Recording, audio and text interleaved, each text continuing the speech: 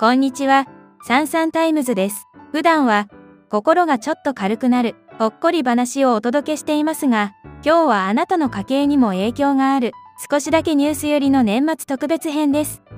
今年の新語・流行語大賞のトップ10にも選ばれた言葉、トランプ関税。ニュースではよく聞くのに、一体何だったの？結局うちの家計にどう関係するの？と、もやもやしている方も多いと思います。そこで今回は、ゲーム機 PS5 の$50値上げ騒動を入り口に、このトランプ関税の正体と、日本や私たちの暮らしへの影響を、できるだけ優しい言葉で一緒に整理していきます。事の発端は、2025年8月20日、ソニーが突然発表したプレイステーション5の値上げ。この$50値上げの背景には、世界を震撼させるトランプ関税戦争と、その陰で繰り広げられたシビアな国際交渉の現実がありました。そして、なぜ日米の合意文書が数週間先になったのか、ラトニック、アメリカ商務長官がテレビのインタビューで発したこの言葉の真相には、あなたの家計に直結するもっと深刻な事実が隠されていたのです。日本企業1万3000社が影響を受け、4人家族で年11万円の負担増に及ぶとの試算もされています。PS5 だけではありません。Xbox、Nintendo Switch、そして私たちの日常生活に欠かせない無数の製品がこの関税戦争の戦場と化しています。アメリカの思惑と日本の本音、企業の論理と消費者の怒り、この決して交わらないかに見える対立をどうすれば乗り越えられるのでしょうか。サンサンタイムズではこうした難しい世界の話もできるだけ家計と心を守るヒントに変えてお届けしたいと思っています。この根深い問題に対し、本動画では客観性を持たせるために最新の AI モデル GPT-5 とジェミニが直接議論を行い、各章のテーマにおける賛否を徹底的に分析するだけではなく、それぞれのプライドをかけた究極の改善案を提示します。体系的な制度改革で市場の歪みを正すと主張する GPT-5、最新のテクノロジーで情報の非対称性を検証し、消費者に力を与えると主張する Google のジェミニ。そして、最終11章では、中立の AI として、クラウド、ソナー、グロック、コーパイロット他の AI モデルチームが、両者の論点を総合的に考察し、究極の改善案を皆さんだけにお届けします。この動画は長尺で、情報量も膨大です。しかし、この動画が終わる頃には、テレビや新聞では決して語られない AI ならではの具体的で斬新な改善策を知り、この問題に対するあなたの見識は間違いなくアップデートされているはずです。果たして最新 AI 同士の知性のぶつかり合いはどんな未来を描き出すのか、そしてあなたはどんな未来を描き出すのか。歴史の分岐点に立つ日本のために、あなたのために AI が優しく解説します。この動画は家事や通勤の合間にラジオのように聞くこともできます。また、本編に入る前に、いいねとチャンネル登録をいただけると、とても感謝感激です。応援よろしくお願いいたします。それでは、流行語にも選ばれたトランプ関税入門編、優しく解説していきます。第1章、突然の PS5 値上げ。なぜ今、なぜ$50？ゲーム業界に激震。2025年8月20日、ソニーから発表された一通のプレスリリースが国内外で大きな反響を呼びました。プレイステーション5の価格を翌日8月21日から一律$50値上げするというものでした。スタンダードエディションが$499.99から$549.99へ、デジタルエディションが$399.99から$449.99への突然の変更でした。この発表が衝撃的だったのは、その予告なしの正確にあります。通常、大手メーカーの価格改定は、最低でも30日前の事前告知を行うのが業界慣行ですが、ソニーは発表から実施までわずか18時間というスピードで断行しました。これは前例のない異常事態でした。海外の反応、称賛。しかし、この突然の値上げを企業として当然の判断として評価する声も、経済界や投資家から相次いで上がりました。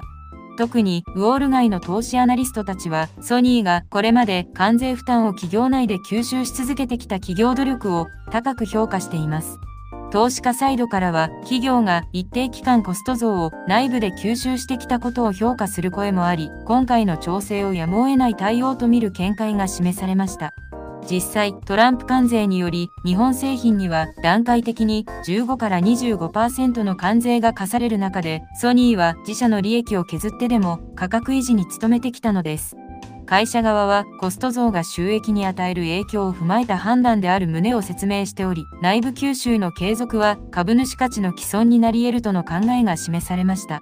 この数字が示すのは$50という値上げ幅が決して便乗値上げではなく、実際のコスト増を反映した最小限の調整であったということです。ゴールドマンサックスの家電セクター担当、朝子田中氏は、他の企業ならすでに$100以上の大幅値上げを実施していただろう。ソニーの$50という調整は関税負担の一部のみを転嫁する極めて控えめな対応と評価しています。実際、同じく関税の影響を受けている他の大手でも一部製品で価格見直しが行われており、比較するとソニーの値上げ幅の抑制ぶりが際立っています。海外の投資コミュニティからは、ソニーの株主に対する誠実性を評価すべきだという声も上がっています。特に年金基金などの機関投資家は、企業が政治的リスクを無制限に吸収することで、長期的な競争力を失うことを懸念しており、今回の価格調整を責任ある経営判断として支持する姿勢を示しています。さらに注目すべきは、値上げが将来の価値向上につながるかどうかは、開発運用への資源配分次第だという指摘もあり、長期視点での説明責任が問われています。海外の反応。批判論調から読み取る改善ポイント。一方で、この値上げに対する批判の声は激烈でした。特に、米国のゲーマーコミュニティは、企業の都合を一方的に消費者に押し付けるのかと、強い反発を示しています。最も厳しい批判は、事前通知の短さに集中しています。コミュニティでは、多くの批判的投稿が相次ぎ、昨日まで$500で買えたものが、今日は$550。これが公正な商慣行なのか、など、短い告知期間への不満が目立ちました。特に、給料日前で購入を1日延ばしただけで、$50多く支払うことになった消費者からの不満は深刻です。消費者権利団体の幹部は、消費者には価格変更に対する適応時間が必要である。18時間という極端に短い告知期間は、消費者の計画的購買権を侵害していると、厳しく批判しています。同団体の調査では、大手メーカーの価格改定は平均45日前に発表されており、ソニーの対応は異常に請求との評価を下しています。また、関税負担を理由にした値上げそのものへの疑問も提起されています。全米消費者連盟の幹部は、関税は本来、政府の貿易政策の問題であり、その負担を最終消費者が負うべきではない。企業は政治的リスクを消費者に転嫁していると指摘しています。この論調は、関税による価格上昇が実質的に消費者税として機能していることへの批判を含んでいます。さらに深刻なのは、値上げの連鎖反応への懸念です。他社でも2025年に価格見直しが進み、Xbox は5月に本体や周辺サービスの改定を公表し、任天堂は米国で8月1日に価格改定を発表して8月3日に実施しています。スイッチ2の価格については、現時点で据え置きが示されつつも、将来調整の可能性が言及されており、ゲーム業界全体での価格上昇が不可避となっています。アメリカの経済学者は、一つの主要企業が関税を理由に値上げすれば、他の企業も追随するのは経済学的に必然である。この結果、消費者の負担が恒常的に増加し、インフレ圧力として経済全体に波及すると分析しています。実際、ゲーム業界での値上げラッシュは他の電子機器業界にも飛び火し始めており、関税転嫁が新たな標準となるリスクが高まっています。企業の論理と消費者の怒り。この決して交わらないかに見える対立をどうすれば乗り越えられるのでしょうか。ここに AI たちがそれぞれのプライドをかけ、全く異なるアプローチで究極の改善案を提示します。まずは、セイドロンの GPT-5 からです。改善のポイント。GPT-5 の提言。PS5 値上げが提起する最重要な改善ポイントは、国際貿易リスクの負担配分を透明化し、消費者の理解と需要を得る新しいコミュニケーションフレームワークの確立です。この課題解決のための具体的アクションプランは以下の3段階で構成されます。第一に価格構成要素開示制度の導入です。製品価格において製造コスト、開発費、物流費、そして関税負担分を明確に区分表示し、消費者が価格上昇の根拠を理解できるシステムを構築します。ソニーの場合、PS5 の549.99 ドルという価格のうち75ドルが関税負担分であることを明示すれば、消費者の理解度は大幅に向上します。この透明性確保により、便乗値上げへの疑念を払拭し、企業と消費者の信頼関係を維持することが可能になります。第2に、段階的価格調整プロセスの制度化です。大幅な関税変更時には、一度に全額転嫁するのではなく、複数回に分けて段階的に調整することで、消費者への急激な負担増を回避します。具体的には50ドルの値上げを25ドルずつ2回に分け、各段階で30日の事前告知期間を設けます。この段階的アプローチにより、消費者の予算計画への配慮と企業のコスト回収の両立を図ることができます。第3に、関税影響緩和ファンドの創設です。関税による急激な価格上昇が低所得層に与える影響を緩和するため、企業、政府、消費者団体が共同で運営する基金を設立します。この基金は価格上昇が家計に与える負担を一部保証し、デジタルデバイドの拡大を防ぐ役割を果たします。ソニーのような大企業が率先して、このような社会的責任を果たすことで、関税問題を社会全体で解決する新しいモデルを提示できます。これらの統合的アプローチにより、関税という外部要因による価格変動を企業と消費者が共に理解し、受容できる形で管理することが可能になります。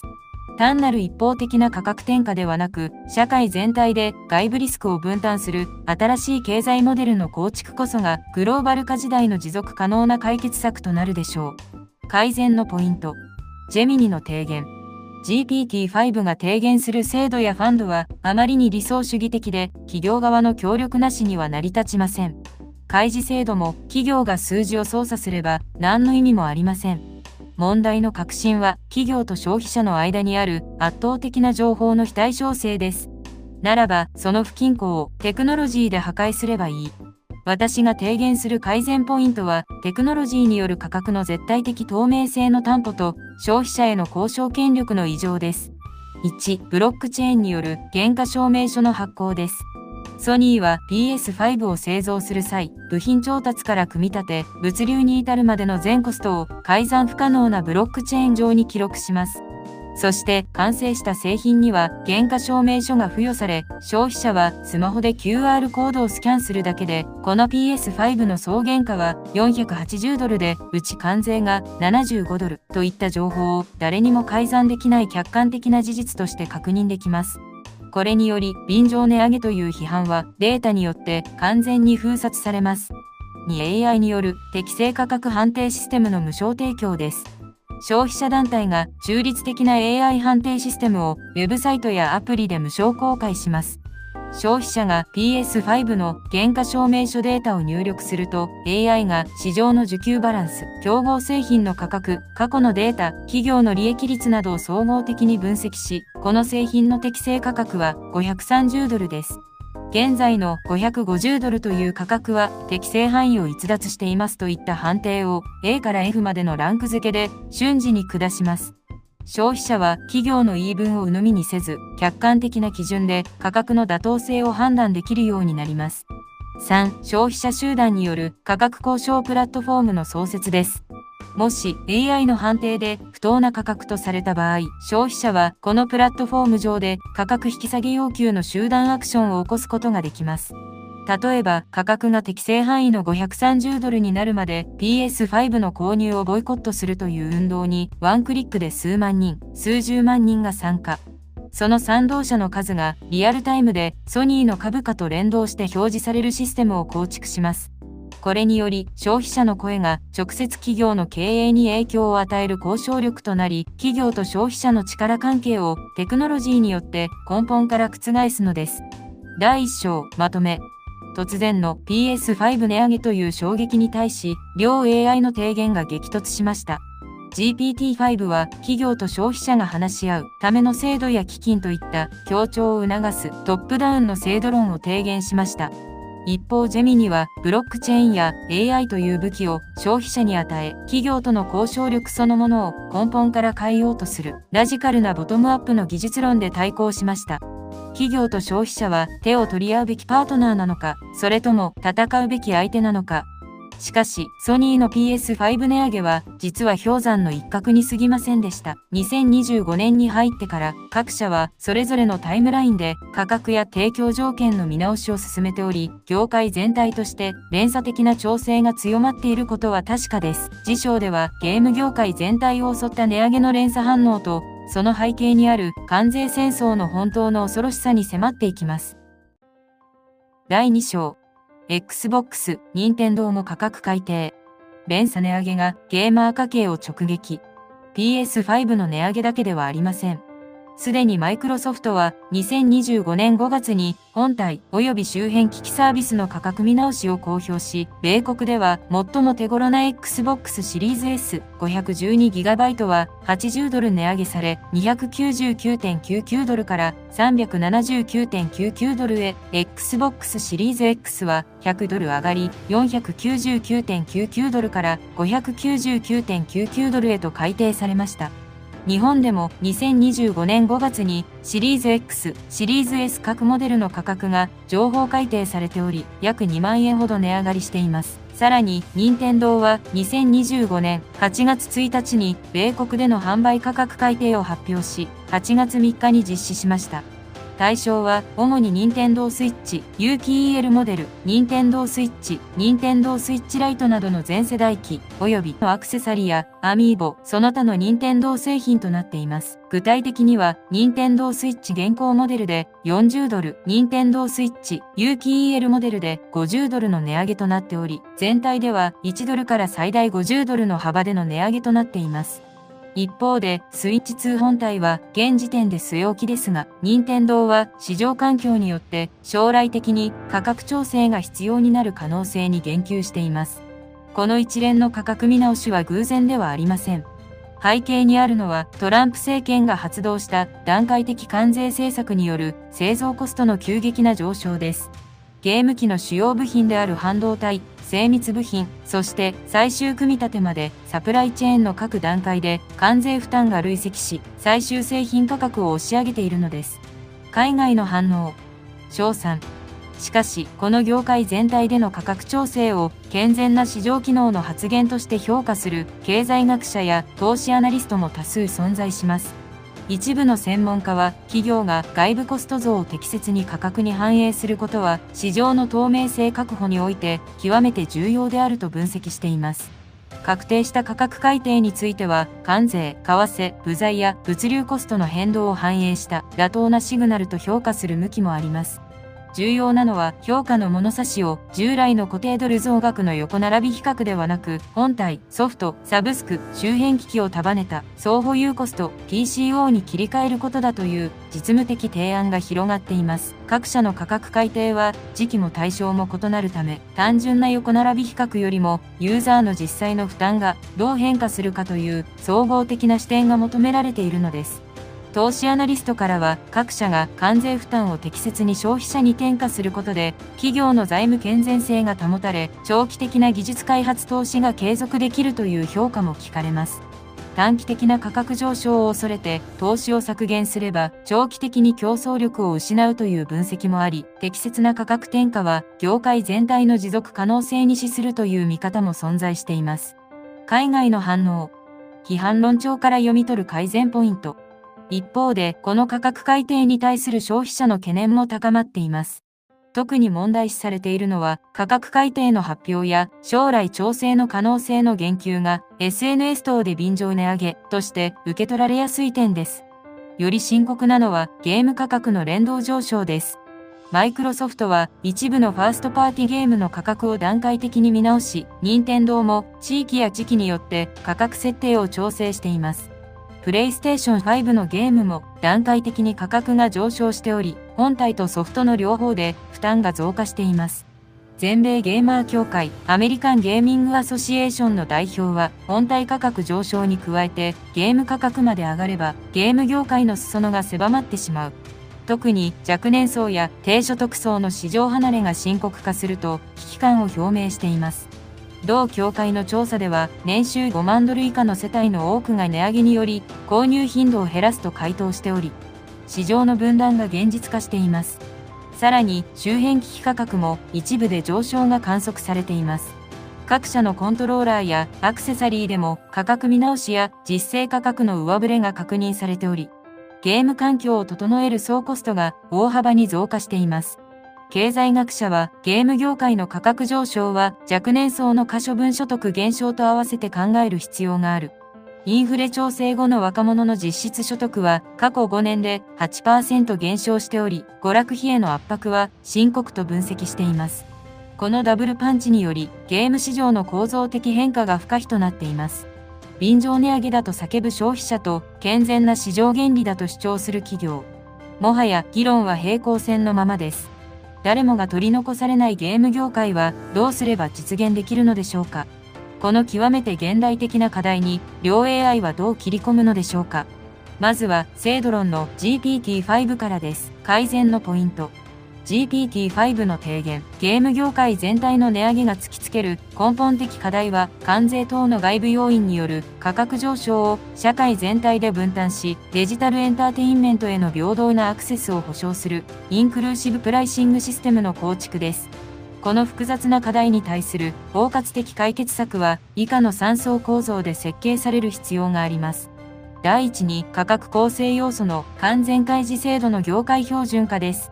各メーカーは製品価格について開発コスト分、製造コスト分、関税負担分、利益分を明確に区分表示することを義務化します。この透明性により、消費者は価格上昇の根拠を正確に理解でき、便乗値上げへの疑念を解消できます。第2に、段階別購入支援制度の創設です。学生、低所得者、障害者等に対する購入支援制度を大幅に拡充し、価格上昇がデジタルデバイドの拡大につながらないよう配慮します。これには、教育機関向け特別価格、定価の 30% 割引、低所得世帯向け分割支払い制度、無利子24回払い、そして地域コミュニティでの共同利用スペース設置支援などが含まれます。マイクロソフトがすでに導入している Xbox アクセスパスのような包括的支援モデルを業界標準とし、社会的責任を果たします。第3に、価値創造連動価格モデルの開発です。単純な定額販売ではなく、ユーザーの利用頻度や価値実感に応じた柔軟な価格体系を導入します。例えば、月額サブスクリプション型、Xbox ゲームパス的モデル、使用時間連動型、そして成果報酬型、ゲーム達成度に応じた価格調整、などの多様な選択肢を提供します。これにより、高額な初期投資を避けながら、長期的には、より多くのユーザーがアクセスできる環境を構築します。これらの革新的アプローチにより、価格上昇圧力を社会全体で分散し、誰もが取り残されないデジタルエンターテインメント環境を実現できます。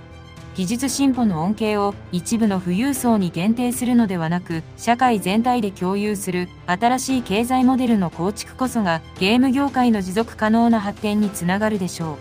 改善のポイント。ジェミニの提言。GPT-5 の提言する支援制度や開示義務は企業の善意に依存しており、実効性に疑問が残ります。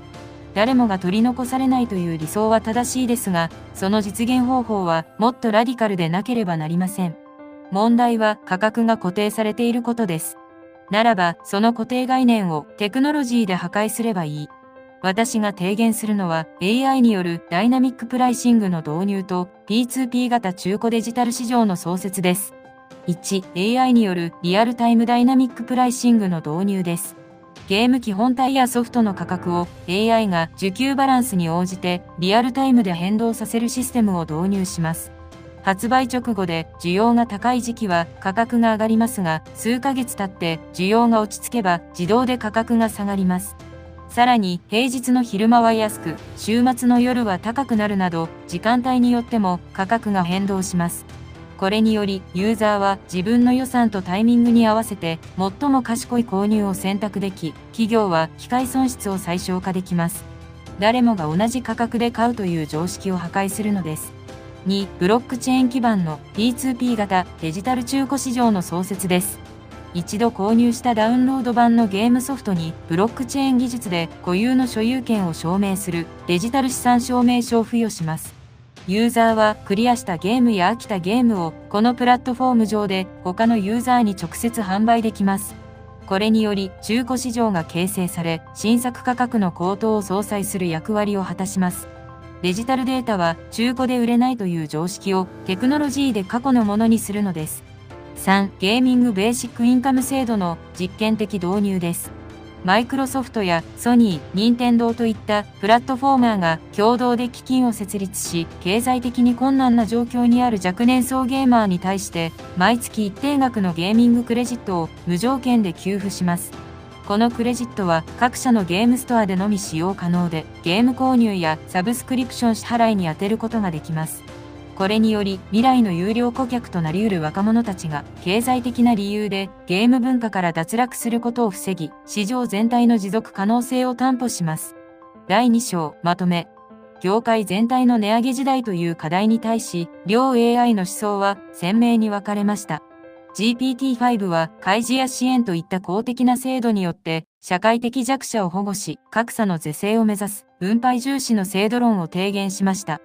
一方ジェミニは価格を変動させデジタル資産を売買可能にすることで市場原理そのものをハックしプレイヤーに新たな選択肢を与える自由競争重視の技術論をぶつけてきました。平等なアクセスか自由な競争か。しかしこのゲーム業界の値上げラッシュは実はより大きな物語の一部に過ぎませんでした。その背景には日米両政府による8回にわたる激烈な関税交渉があり、なぜ合意文書の公表が数週間先になったのか、その舞台裏には驚くべき攻防戦が隠されていたのです。次章ではラトニック商務長官の言葉の真意と日米交渉の核心に深く迫っていきます。第3章、合意文書が数週間先の真相。日米交渉、赤澤大臣訪米8回の舞台裏。2025年8月19日、アメリカ CNBC テレビのインタビューでラトニック商務長官が発した数週間先という言葉は日米関税交渉の複雑で困難な現実を端的に表していました。7月22日に日米首脳間で基本合意が発表されてからすでに4週間。なぜこれほど時間がかかっているのか。その舞台裏には両国の官僚機構と産業界を巻き込んだ前例のない調整作業がありました。実際、日米両国は2025年4月16日から8回にわたる赤澤大臣の訪米を含め実務者協議を重ねてきました。表向きは友好的な協議とされていますが、その実態は激烈な利害調整の連続でした。関係者によると、最も困難だったのは何をもって日本の対米投資とするかという定義をめぐる攻防だったそうです。海外の反応。賞賛。アメリカの政策研究機関は、この慎重なアプローチを責任ある外交の実践として高く評価しています。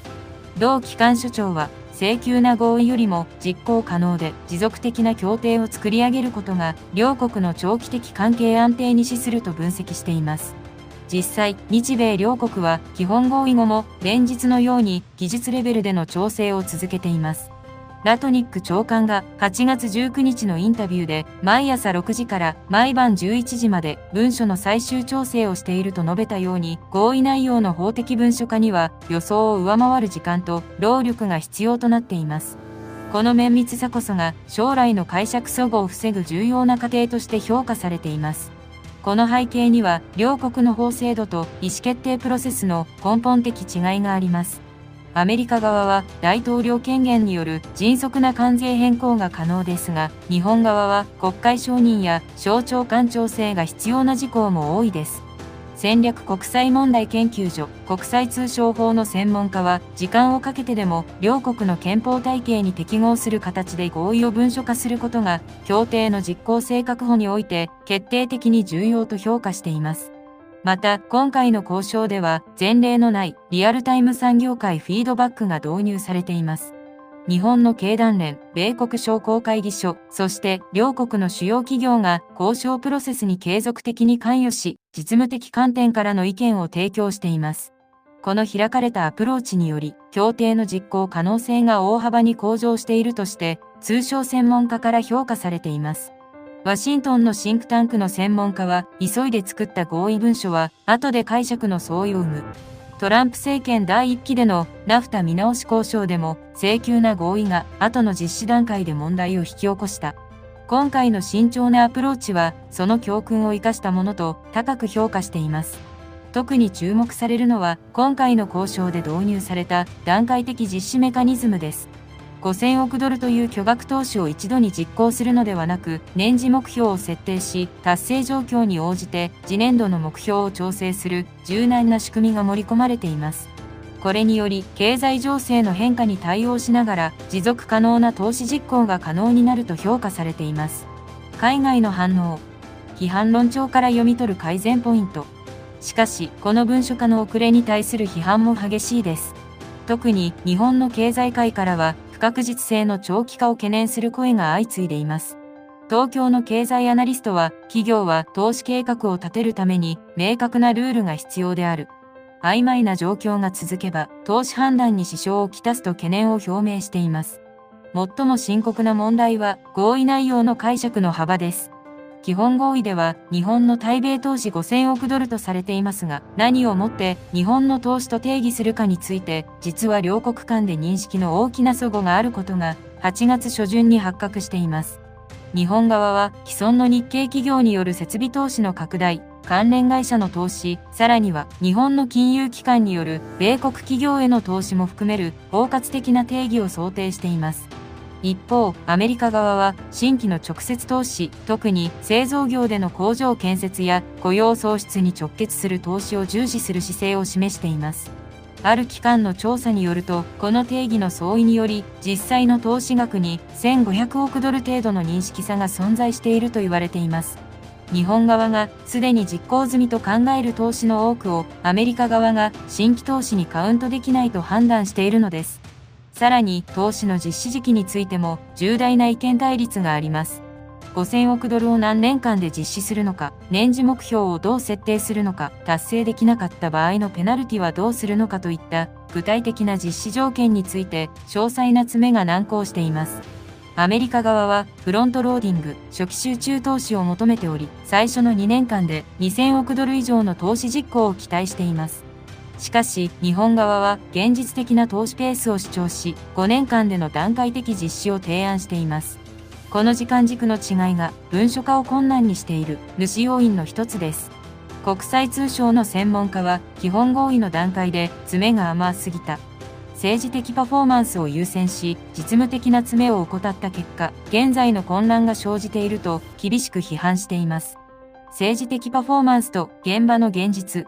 この乖離が交渉の停滞を生んでいます。外交の常識そのものが問われるこの難問に、両 AI はどのような処方箋を描くのでしょうか。まずは、精度論の GPT-5 からです。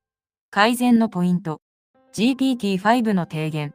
合意文書遅延が明らかにした最重要な改善ポイントは、国際交渉における3段階合意プロセスの精度化と各段階での明確な達成基準設定です。この複雑な課題を解決するための体系的アプローチは以下の3段階で構成されます。第一に概念的合意、コンセプチュアルアグリメント段階の明確化です。首脳レベルでの基本方針合意において、数値目標だけでなく、用語の定義、計算方法、実施期間の大枠を必ず含めることを制度化します。今回の事例では、対米投資の定義、新規投資のみか、既存投資拡大も含むか、投資の計算基準、母価か時価か、間接投資も含むか、実施期間開始日、完了日、中間目標を概念的合意段階で明確にすべきでした。第2に、詳細合意ディテールドアグリメント段階での包括的条件設定です。概念合意から30日以内に実務レベルで具体的な実施条件を詰める集中交渉期間を設けます。この段階では、年次目標の設定、達成度評価方法、未達成時の調整メカニズム、不可抗力時の対応策などを明文化します。また、両国の産業界代表による実行可能性検証委員会を設置し、民間の視点から実施可能性を検証します。第3に、法的文書化、リーガルドキュメンテーション段階での専門家チーム常設化です。国際法、両国の国内法、税法、企業法の専門家による常設チームを設置し、政治レベルでの合意を迅速に法的文書に落とし込める体制を構築します。この専門チームは合意内容を両国の議会承認手続きに適合する形式に変換し、批准から実施までの手続きを一貫してサポートします。これらの制度化により、政治的発表は華々しいが、実施段階で頓挫するという国際協定の典型的失敗パターンを回避できます。今回の日米交渉の経験を踏まえ、将来の国際経済協定における新しい標準プロセスとして確立することで、より実効性の高い国際協力が実現するでしょう。改善のポイント。ジェミニの提言。GPT-5 が提唱する委員会や専門家チームはあまりに人間的で非効率的です。官僚的な手続きを増やせば遅延と解釈の対立が生まれるだけ。問題の本質は人間の曖昧な言葉で交渉していることです。ならば、その曖昧さをテクノロジーで完全に排除すればいい。私が提言する改善ポイントは AI によるリアルタイム契約生成とブロックチェーンによる履行証明の自動化です。1、AI による国際交渉契約自動生成システムの導入です。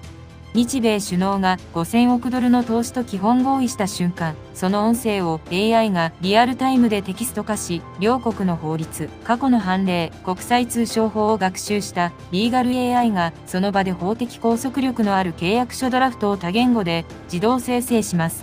AI は投資の定義が曖昧です。実施期間が未定ですといったリスク箇所を瞬時にハイライトし、両国が合意するまで交渉を離脱させません。人間による解釈のズレを技術が許さないのです。2、ブロックチェーンによる投資履行スマートコントラクトの実行です。合意された5000億ドルの投資という約束をブロックチェーン上のスマートコントラクトとしてプログラムします。日本企業がアメリカで工場を建設し、登記が完了したという客観的な事実がブロックチェーンに記録されると、初めてそれが投資としてカウントされ、関税率が自動的に調整されます。どの投資がカウントされ、今いくら達成されているのかが、第三者の介入なく、全世界にリアルタイムで公開され、履行状況をめぐる争いを撲滅します。3、共有 AI プラットフォームによる交渉シミュレーターの活用です。実際の交渉の前に、日米両政府が共有の AI シミュレーションプラットフォームを使用します。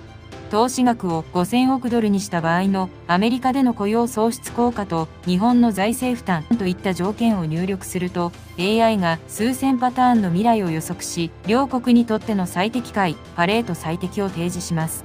感情的な駆け引きや政治的パフォーマンスを排し、データに基づいた最も合理的な合意形成を AI が支援するのです。第3章、まとめ。合意文書が数週間先という外交の停滞に対し、両 AI は全く異なる未来像を描きました。GPT-5 は人間同士の話し合いをより円滑にするための洗練された制度とプロセスを重視する伝統的なアプローチを提言しました。一方ジェミニはそもそも人間が解釈するから揉めるのだとして AI とブロックチェーンで自動執行される冷徹で非人間的なシステムへの移行を提言しました。外交はアートかサイエンスか。しかし、この交渉遅延の裏で、さらに熾烈な戦いが繰り広げられていました。それは、投資額そのものをめぐる数字の戦いです。当初アメリカが要求した5500億ドルが、なぜ最終的に5000億ドルになったのか。次章では、この500億ドルをめぐる攻防戦の全貌に迫ります。第4章。5500億ドルが5000億ドルに、交渉の最後の攻防戦。2025年7月22日、ワシントン DC で交渉団長の赤澤大臣とトランプ大統領に最も距離が近いとされるラトニック商務長官率いるアメリカ側の交渉団との間で19時間に及ぶ最終調整が行われていました。テーブルに置かれた資料には5500億ドルという数字に赤い線が引かれ、その横に5000億ドルと書き込まれていました。この500億ドルの調整は単なる数字合わせではありません。そこには両国の経済専門家による綿密な分析と政治的現実との妥協が凝縮されていました。アメリカ側が当初要求した5500億ドルという数字はトランプ大統領の選挙公約対日貿易赤字の完全解消から逆算された政治的目標でした。しかし、日本側はこの数字の実現可能性について詳細な検証を行い、現実的な投資計画を提示することで交渉の主導権を握っていたのです。海外の反応。翔さん。ワシントンの通商政策専門家は、この数字調整を現実主義外交の勝利として評価しています。無理な投資約束をして、後で履行できないよりも、実現可能な水準で合意することが、両国関係の安定化において、はるかに建設的であると分析しています。実際の交渉過程では、日本側が提示した詳細な投資計画と、その実現可能性データが決定的な役割を果たしました。経産省がアメリカ側に提出した日本企業対米投資実行計画書の中で特に注目されたのは既存の日系企業の投資計画、新規事業投資の可能性、そして研究開発投資の将来予測を詳細に積み上げた投資シナリオです。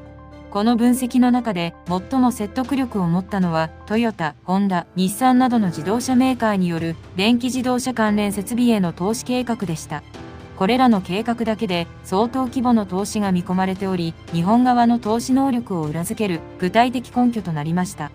すでにトヨタ自動車は米国において2030年までに車載用電池の現地生産に約3800億円、約34億ドルを投資することや、ウエストバージニア州の工場でのハイブリッド車生産を強化するために8800万ドルを投資し、2000人の従業員の雇用を確保することをホワイトハウスが紹介しています。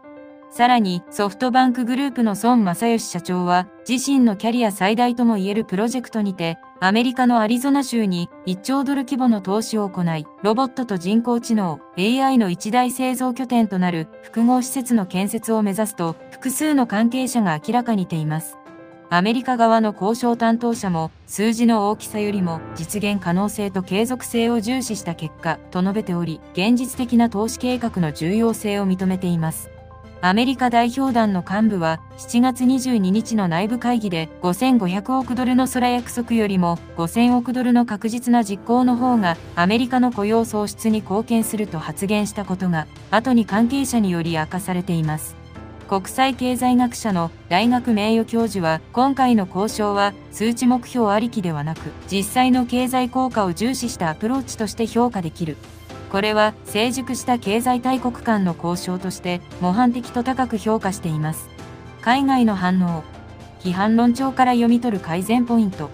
しかし、この投資額調整には厳しい批判の声も多いです。特に問題視されているのは、調整過程の不透明性と投資の質に関する議論の不足です。最も深刻な懸念は、投資内容の偏重に関するものです。5500億ドルから5000億ドルへの削減において、どの分野の投資が削減され、どの分野が維持されるのかが明確ではありません。アメリカ労働総同盟産業別組織会議は、雇用創出効果の高い製造業投資が削減され、雇用効果の低い金融投資や不動産投資が重視されるのではないかと懸念を表明しています。実際、削減された500億ドルの内訳を見ると、製造業への直接投資が200億ドル、インフラ投資が150億ドル、研究開発投資が100億ドル、その他が50億ドルとなっています。この削減パターンは、即効性のある雇用創出よりも、長期的な収益性を重視したものとして批判されています。また、投資の地理的分散についても、課題が指摘されています。アメリカ側は中西部の製造業地帯、ミシガン州、オハイオ州、ペンシルベニア州などへの投資を期待していましたが、日本企業は既存の拠点がある東西海岸地域への投資を志向する傾向があります。この地理的なミスマッチが将来的な政治的摩擦の主になる可能性が専門家から指摘されています。さらに、投資の実行タイムフレームについて曖昧さが残っています。5000億ドルを5年間で実行することは合意されていますが、各年の目標設定が柔軟すぎるという批判があります。共和党の通商政策担当は、初年度の投資実行額が500億ドル程度では政治的インパクトが不足している。より前倒しした実行スケジュールが必要と主張しています。経済シンクタンクの専門家は、今回の投資額調整は結果的に政治的な数字合わせの印象を与えている。実際のビジネスの実現可能性よりも両国の政治的メンツを優先した妥協の産物と厳しく批判しています。巨額の投資約束という結果は出ましたが、その質は本当に担保されているのでしょうか。政治的な数字合わせに終わらせないための真の改善とは何か。両 AI の国家経営に対する思想が今問われます。まずは壮大な構想を掲げる GPT-5 からです。改善のポイント。GPT-5 の提言。投資額交渉が明らかにした根本的課題は、政治的目標設定と経済的実現可能性を統合し、透明性と説明責任を確保する新しい国際投資協定モデルの確立です。この複雑な課題に対する包括的解決策は、以下の3つの革新的メカニズムで構成されます。第一に、投資内容詳細化可視化システムの導入です。投資総額だけでなく、分野別、製造業、サービス業、研究開発、インフラ、地域別、州別、都市圏別、時期別、年次、四半期別の詳細な内訳を合意段階で明確化し、一般に公開します。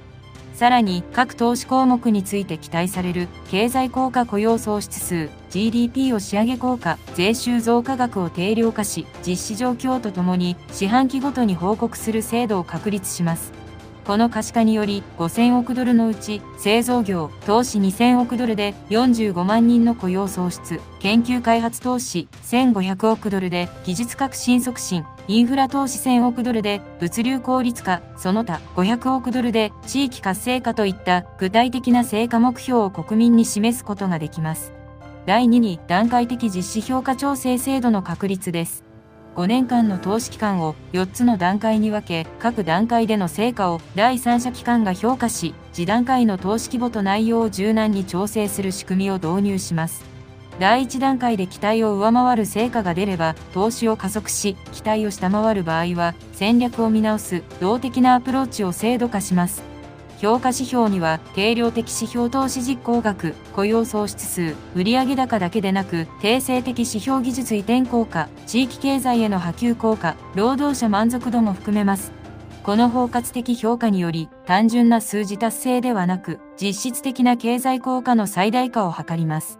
第3に、民間政府市民共同監督システムの構築です。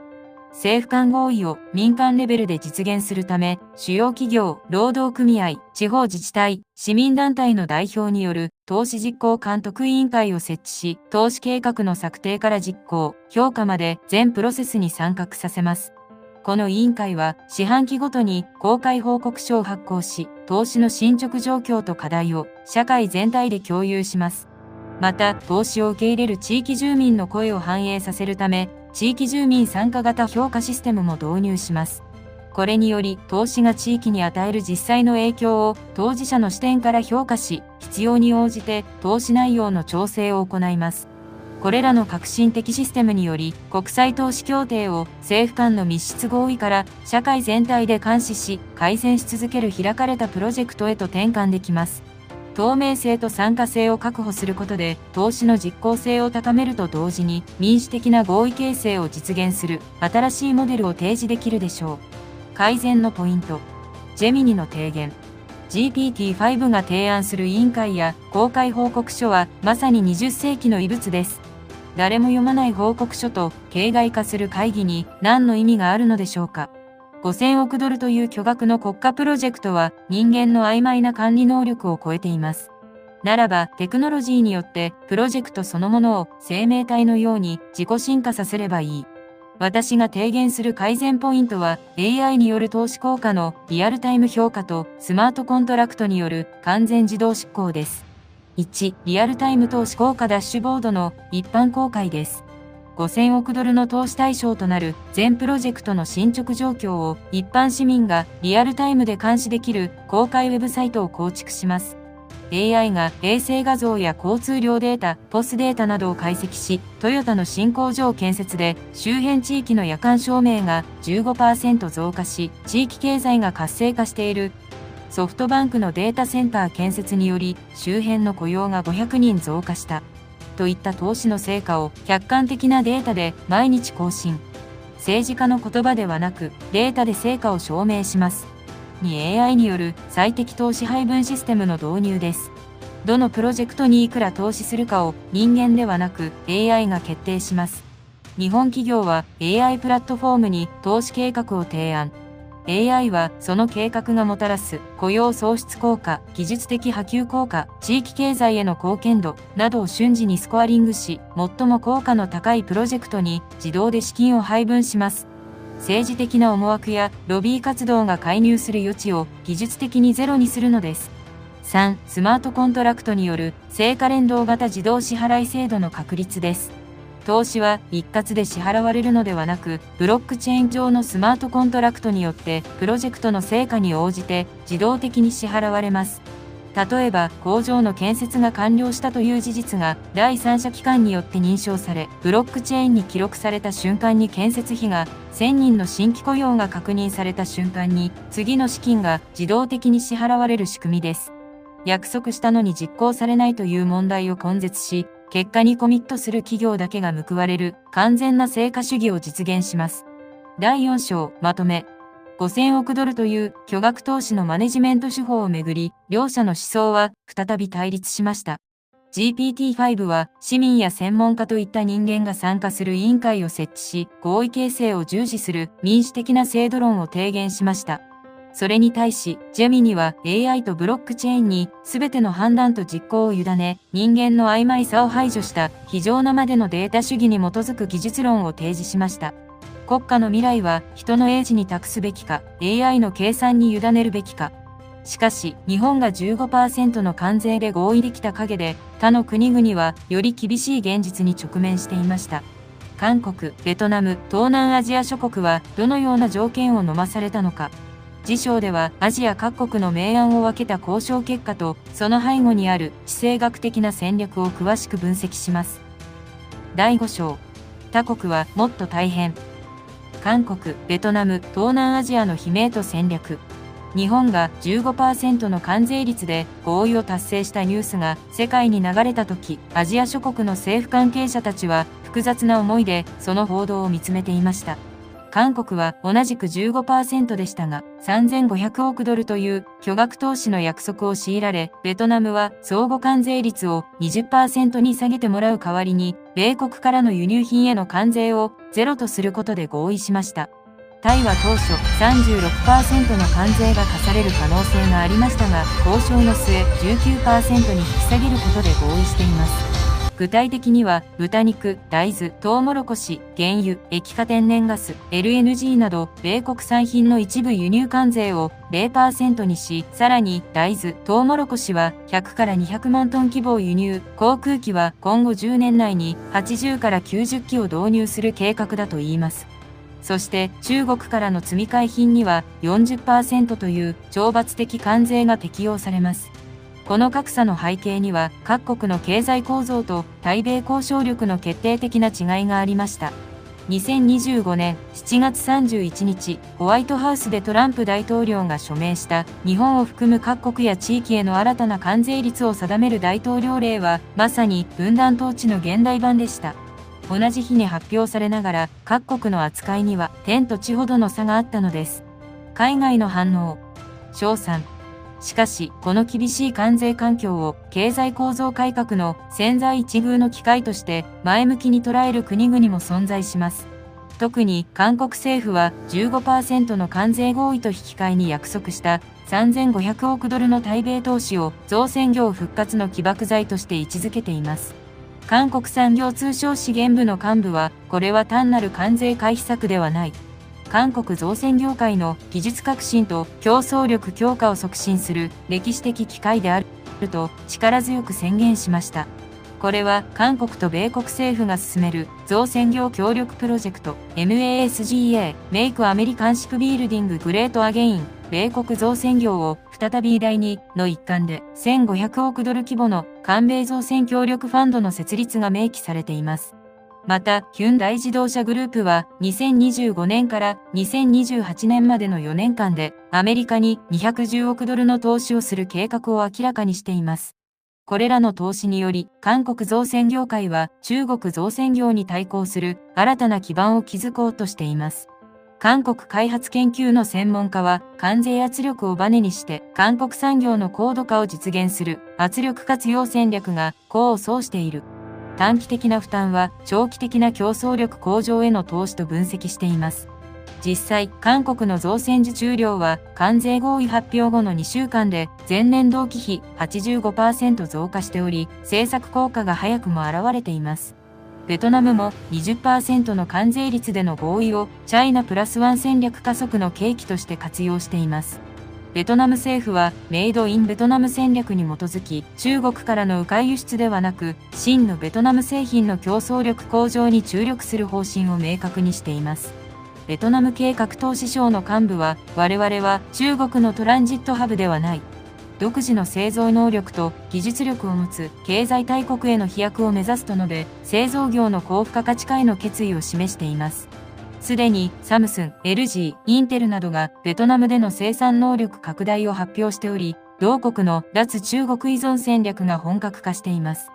ある国際経済学者は、アジア諸国の多様な対応戦略は地域経済の健全な発展につながる。単一の経済モデルに依存するリスクから脱却し、各国の特性を生かした分業体制の構築が進んでいると評価しています。海外の反応。批判論調から読み取る改善ポイント。一方で、多くの東南アジア諸国は深刻な経済的打撃に直面しています。特に問題が深刻なのは、中国製品の迂回輸出拠点として機能してきた国々への 40% という懲罰的関税の適用です。最も厳しい状況にあるのはタイです。36% という高い関税率に加え、中国からの積み替え品に 40% という懲罰的関税が適用される可能性が極めて高いのです。タイ商務省の試算によると、対米輸出が年間152億ドル、約2、3兆円減少する可能性があり、これは昨年の対米貿易黒字の 68% に相当する壊滅的な数字です。タイの製造業は中国企業との関係が極めて深く、部品調達から最終組み立てまで中国サプライチェーンに依存する企業が全体の 73% を占めています。これらの企業は中国製と認定されることを恐れ、急遽サプライチェーンの見直しを迫られていますが、代替供給源の確保は容易ではありません。タイの経済界は 40% 関税は事実上の経済制裁に等しい。多くの企業が生産停止や工場閉鎖を検討せざるを得ない状況と深刻な危機感を表明しています。実際、タイの主要輸出品である自動車部品、電子機器、食品加工品の多くが中国製部品を使用しており、これらの産業への打撃は避けられません。ベトナムも表面上は 20% で合意したものの、積み替え品への 40% 関税という隠れた脅威に直面しています。ベトナムの輸出の 32% がアメリカ向けであり、中国企業の迂回輸出拠点としての側面を完全に排除することは技術的に困難です。ベトナム統計総局のデータによると、2024年の中国からベトナムへの輸入は前年比 24% 増加し、その大部分が再輸出用であることが判明しています。この構造を短期間で変更することは現実的ではなく、40% 関税の適用リスクが常に存在しているのです。さらに深刻なのは、これらの東南アジア諸国が経済安全保障の名の下でアメリカと中国の間での選択を迫られている現実です。中国との経済関係を維持しながらアメリカ市場にもアクセスするという従来の遠距離外交が破綻しつつあります。ある経済学教授は、小国が大国間競争に巻き込まれた際の最も困難な状況が現出している。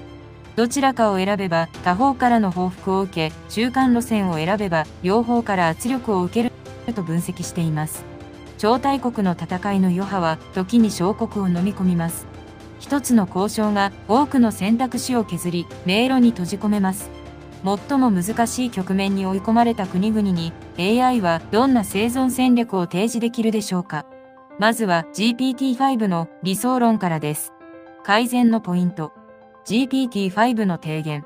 東南アジア諸国の困難が明らかにした最重要課題は、中小国が大国間競争に巻き込まれた際の経済主権確保と多極化する世界経済における新しい生存戦略の確立です。この構造的課題に対する革新的解決策は以下の3層戦略で構成されます。第一に経済外交ポートフォリオ多様化戦略の確立です。特定の大国に過度に依存しないリスク分散型の貿易投資関係を構築します。具体的には、貿易相手国分散目標単一国への依存度を 25% 以下に制限、サプライチェーン多元化計画、重要部品の供給源を最低3カ国に分散、投資誘致源、多様化方針、特定国からの投資比率を 40% 以下に制限を国家戦略として制度化します。タイの場合、中国依存度 73% から中国 35%、日本 20%、韓国 15%、インド 15%、その他 15% という分散構造への転換を5年計画で実施します。この転換を支援するため、サプライチェーン転換基金を創設し、企業の調達先変更に伴うコスト増を一部保証する制度を導入します。第2に、付加価値向上技術、自立促進戦略の推進です。単純な加工貿易や迂回輸出ではなく、自国の技術力と競争力を向上させる製造業の高度化に集中投資します。これには、国産化率向上計画主要製品の国産部品比率を段階的に向上、技術移転促進制度、外国企業に技術移転を義務化する代わりに、税制優遇を提供、産学連携強化プログラム、大学と企業の共同研究を国家予算で支援が含まれます。ベトナムはナショナルイノベーションシステムを開始し、半導体、バイオテクノロジー、再生可能エネルギーの3分野で独自技術の開発を進めています。2030年までに主要輸出品の 50% をマデビビエトナム技術で生産することを目標とします。第3に地域統合強化共同交渉力構築戦略の深化です。ASEAN 諸国間での経済統合を進化させ、域内貿易の拡大と共同対外交渉力の強化を図ります。具体的には ASEAN 単一経済圏の実質加関税完全撤廃、人材移動自由化、資本移動完全自由化、ASEAN 共同交渉機構の設立対外通商交渉を地域として一体的に実施、ASEAN 開発銀行の機能強化域内インフラ投資と技術開発資金を潤沢に供給を推進します。10カ国合計の GDP14 兆ドル、人口 6.7 億人の経済圏として、アメリカや中国と対等な交渉を行う体制を構築します。個別対応ではなく、地域としての共同歩調により、分断統治を回避し、より有利な条件での合意を目指します。これらの包括的戦略により、東南アジア諸国は大国間競争の犠牲者から多極化、世界経済の主体的プレイヤーへと転換できます。経済主権を確保しながら、グローバル経済との統合も維持する新しいモデルの構築こそが、中小国の生存戦略として不可欠です。改善のポイント。ジェミニの提言。GPT-5 の提言は正論ですが、国際舞台で現実化するには時間がかかりすぎます。小国でも試験をと言われても、現実は圧倒的なリソース不足と交渉力の格差に覆われています。だからこそ必要なのは、少数国でも瞬発力で世界基準に割り込める AI とデータによる外交格差リセットです。1、クラウド型経済交渉 AI アドバイザーの全政府向け無償提供です。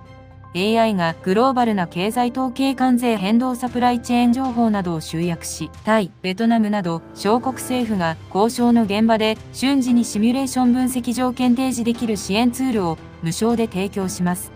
今この条件を飲むと GDP にいつどれくらい影響が出るサプライチェーンの最適化パターン等をワンクリックで可視化し、交渉力を飛躍的に高めることが可能になります。2、ブロックチェーンによる多国間自動合意記録履行システムの導入です。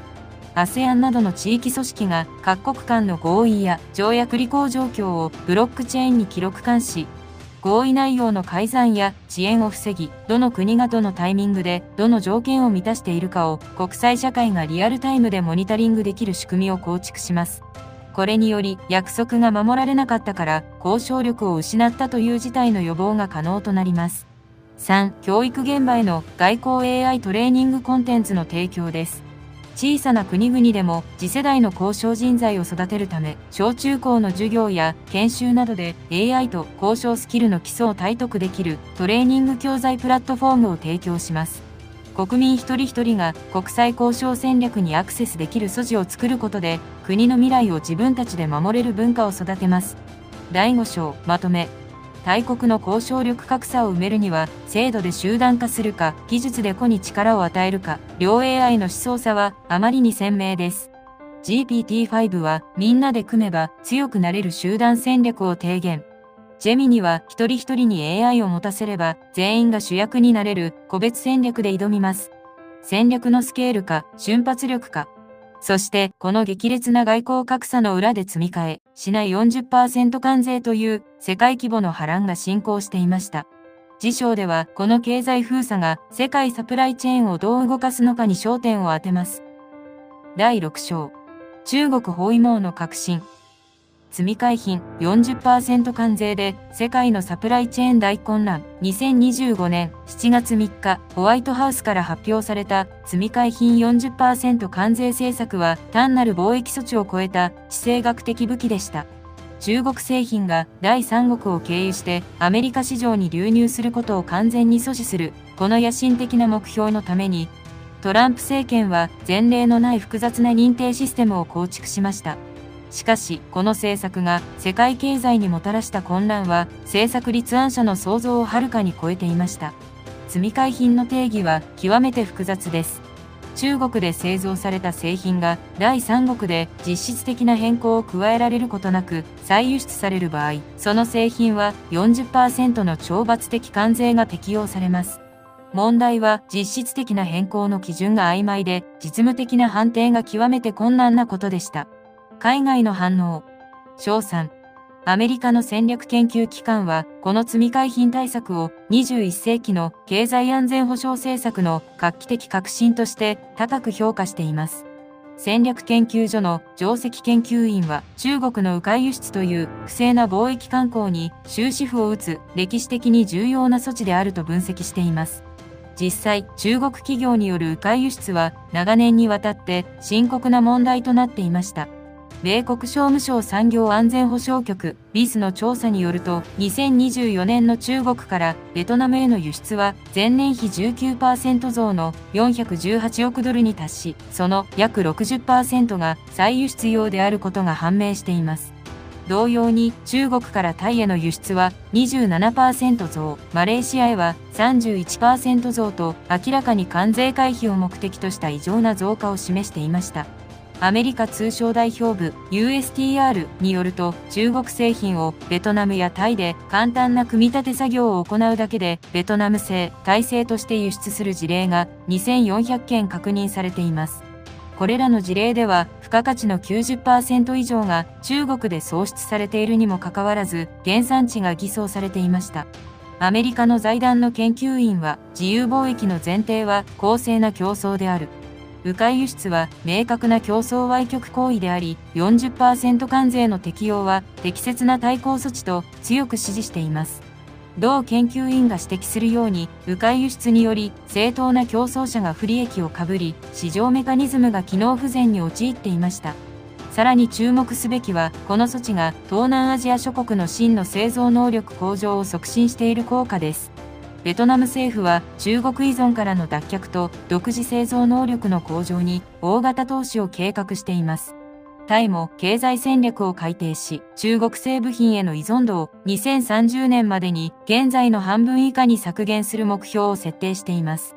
国際経済法の専門家は、長期的にはこの政策により東南アジア諸国が真の製造大国へと成長する契機となる。単純な中継貿易から付加価値創造型産業への転換が加速していると評価しています。海外の反応。批判論調から読み取る改善ポイント。しかし、この積み替え品対策は、世界のサプライチェーンに前例のない混乱をもたらしています。最も深刻な問題は、積み替え品認定基準の曖昧さと、それに伴う貿易実務の大混乱です。どこまでの加工を行えば、現地製品と認められるのか、中国製部品の使用許容量はどの程度なのか、といった具体的基準が明確でないまま、政策が実施されています。この不透明さが企業の投資判断を極めて困難にし、サプライチェーン全体の効率性を著しく損なっています。特に深刻な影響を受けているのは、複雑なサプライチェーンを持つ電子機器産業です。アップルの主要サプライヤーであるフォックスコンは、ベトナム工場での iPhone 組み立てを大幅に縮小しています。同社は部品レベルでの原産地追跡は技術的に極めて困難であり、ビジネスモデルの根本的見直しが必要と述べています。中国の政府関係者は、正当な国際分業を破壊する保護主義的措置として強く反発し、WTO への提訴を検討していると発表しました。さらに深刻なのは、中国がベトナム、タイ、マレーシアなどに対してアメリカの要求に屈すれば中国との経済関係に影響するという圧力をかけていると言われていることです。ベトナムメディアの報道によると、中国側からベトナムがアメリカの積み替え品認定に協力すれば、中国からの投資と技術移転を見直さざるを得ないという警告を受けたことが明記されています。これにより、ベトナムは米中両国の板挟みとなっています。さらに、積み替え品認定の実務的課題も深刻です。アメリカの税関国境警備局 CBP は、年間約1100万件の貨物について積み替え品の可能性を審査する必要がありますが、現在の人員体制では処理能力が大幅に不足しています。認定作業の遅延により、港湾での貨物滞留が常態化し、物流コストが平均 23% 上昇しています。国際物流の大手企業は、積み替え品認定の不確実性により、アジア、米国間の物流サービス料金を大幅値上げする可能性があると示唆しました。この値上げは最終消費者価格に直接転嫁され、インフレ圧力として作用しています。サプライチェーンは今や見えないリスクの最前線です。曖昧な基準は企業だけでなく消費者雇用にも重くのしかかります。グローバルの複雑系リスクに AI とブロックチェーンは本当に答えを出せるのでしょうか。まずは GPT-5 の提案からです。改善のポイント。GPT-5 の提言。積み替え品問題が提起する根本的課題は、グローバルサプライチェーンの透明性確保と公正競争促進を両立させる、技術的に実現可能で、経済的に持続可能な国際貿易ルールの再構築です。この複雑な問題に対する革新的解決策は、以下の3段階アプローチで構成されます。第一に、ブロックチェーン活用原産地、トレーサビリティシステムの国際標準化です。製品の部品レベルでの生産地追跡を可能にする技術インフラを構築し、迂回輸出の客観的防止と公正な競争環境の確保を図ります。具体的には、主要貿易国が共同で開発するグローバルスプライカインブロックチェーンプラットフォームを設立し、部品の製造、加工、組み立て、輸送の各段階でデジタル記録を残すシステムを導入します。このシステムでは、各製品に固有のデジタル ID を付与し、サプライチェーンの全工程で、付加価値の創出場所と割合を自動記録します。製品が 40% 以上の付加価値を特定国で創出していれば、その国を原産地として自動認定する透明性の高いルールを適用します。第2に、段階的原産地認定基準の多国間合意確立です。WTO 枠組みの下で製品カテゴリー別に明確で実務的な原産地認定基準を策定し、恣意的な判断を排除する透明性の高いシステムを構築します。電子機器については最終組み立て地で 30% 以上の付加価値創出、自動車部品については重要部品の 50% 以上が当該区に製造といった具体的基準を設定します。この基準策定には、主要製造業企業、物流企業、税関当局、そして消費者団体の代表が参加するムルティステークホルダースタンダーズコミッティを設置します。技術的実現可能性、経済的合理性、社会的公正性の3要素を総合的に評価し、バランスの取れた基準を策定します。第3に、地域間協調執行メカニズムの制度化です。特定国による一方的な基準変更ではなく、関係国間での協議と合意に基づく透明性の高いルール形成プロセスを制度化します。アメリカ、EU、ASEAN、日本などの主要経済圏が参加するトレードトランスパレンシーカウンシルを設立し、原産地認定基準の調整、紛争解決、情報共有を一元的に行います。このカウンシルには早期警告システムも組み込まれます。迂回輸出の兆候を早期に検知し、関係国に情報共有することで問題の拡大を防止します。また、調整仲裁機能により、基準の解釈をめぐる争いを迅速かつ公正に解決する体制を整備します。これらの包括的システムにより、経済安全保障と自由貿易の両立を実現し、21世紀のグローバル経済に適合した新しい貿易ルールを確立できるのです。改善のポイント。ジェミニの提言。GPT-5 のブロックチェーン国際標準は素晴らしいですが、実際の現場では運用の現実とデータ信頼性が最大の壁です。ならば AI を用い、サプライチェーンリスクを自動でリアルタイム管理予測していく根本的なシフティングが解決の鍵となります。1、AI によるサプライチェーンリスクモニタリングシステムの提供です。世界各国企業物流会社が毎日アップロードする在庫状況や貨物トラブル情報、天候社会不安データ等を AI が常時解析。迂回輸出の疑いがある貨物や疑義案件を自動で分類アラートし、輸入管理データベースに通報します。この仕組みが世界標準となれば、事後の争いを減らし、リスクも前倒しで見える化できます。2、グローバルサプライチェーン AI 保険の導入です。サプライチェーンリスクを AI が自動査定し、物流途絶認定混乱関税割増時の損害を予測、そのリスク水準に応じた保険料が自動算出契約されます。企業は AI 保険に加入するだけで複雑なリスク管理を AI に丸投げすることができ、柔軟な対策が即座に取れるようになります。3、オープンデータ化市民監視システムの実装です。全サプライチェーン認定履歴審査履歴などを市民や消費者がオープンデータで監視可能にします。これにより行政や企業だけでなく第三者が監視するプレッシャーを与え、不正や誤認定を防ぐ新しい社会的監視原理を導入します。第6章まとめ。グローバルサプライチェーンという見えないリスクに両 AI は異なる武器で挑みます。GPT-5 はブロックチェーンと多国間協調による制度論。ジェミニは AI とオープンデータ保険制度による現場管理論。見えないものの管理はルール化、リアルタイム化。サプライチェーンの混乱は日本企業1万3000社の現場にも波及しています。次章では日本企業の対応戦略と国内産業維持の最前線をリポートします。第7章。日本企業1万3000社が影響。自動車、家電メーカーの生き残り戦略。帝国データバンクが発表したアンケート調査。トランプ関税が自社の事業活動に与える短期的な影響。今後1年以内は日本経済界に衝撃を与えました。有効回答企業1435社のうちマイナス影響があるとする企業が 40.7%、プラス影響があるとする企業はわずか 0.9% にとどまりました。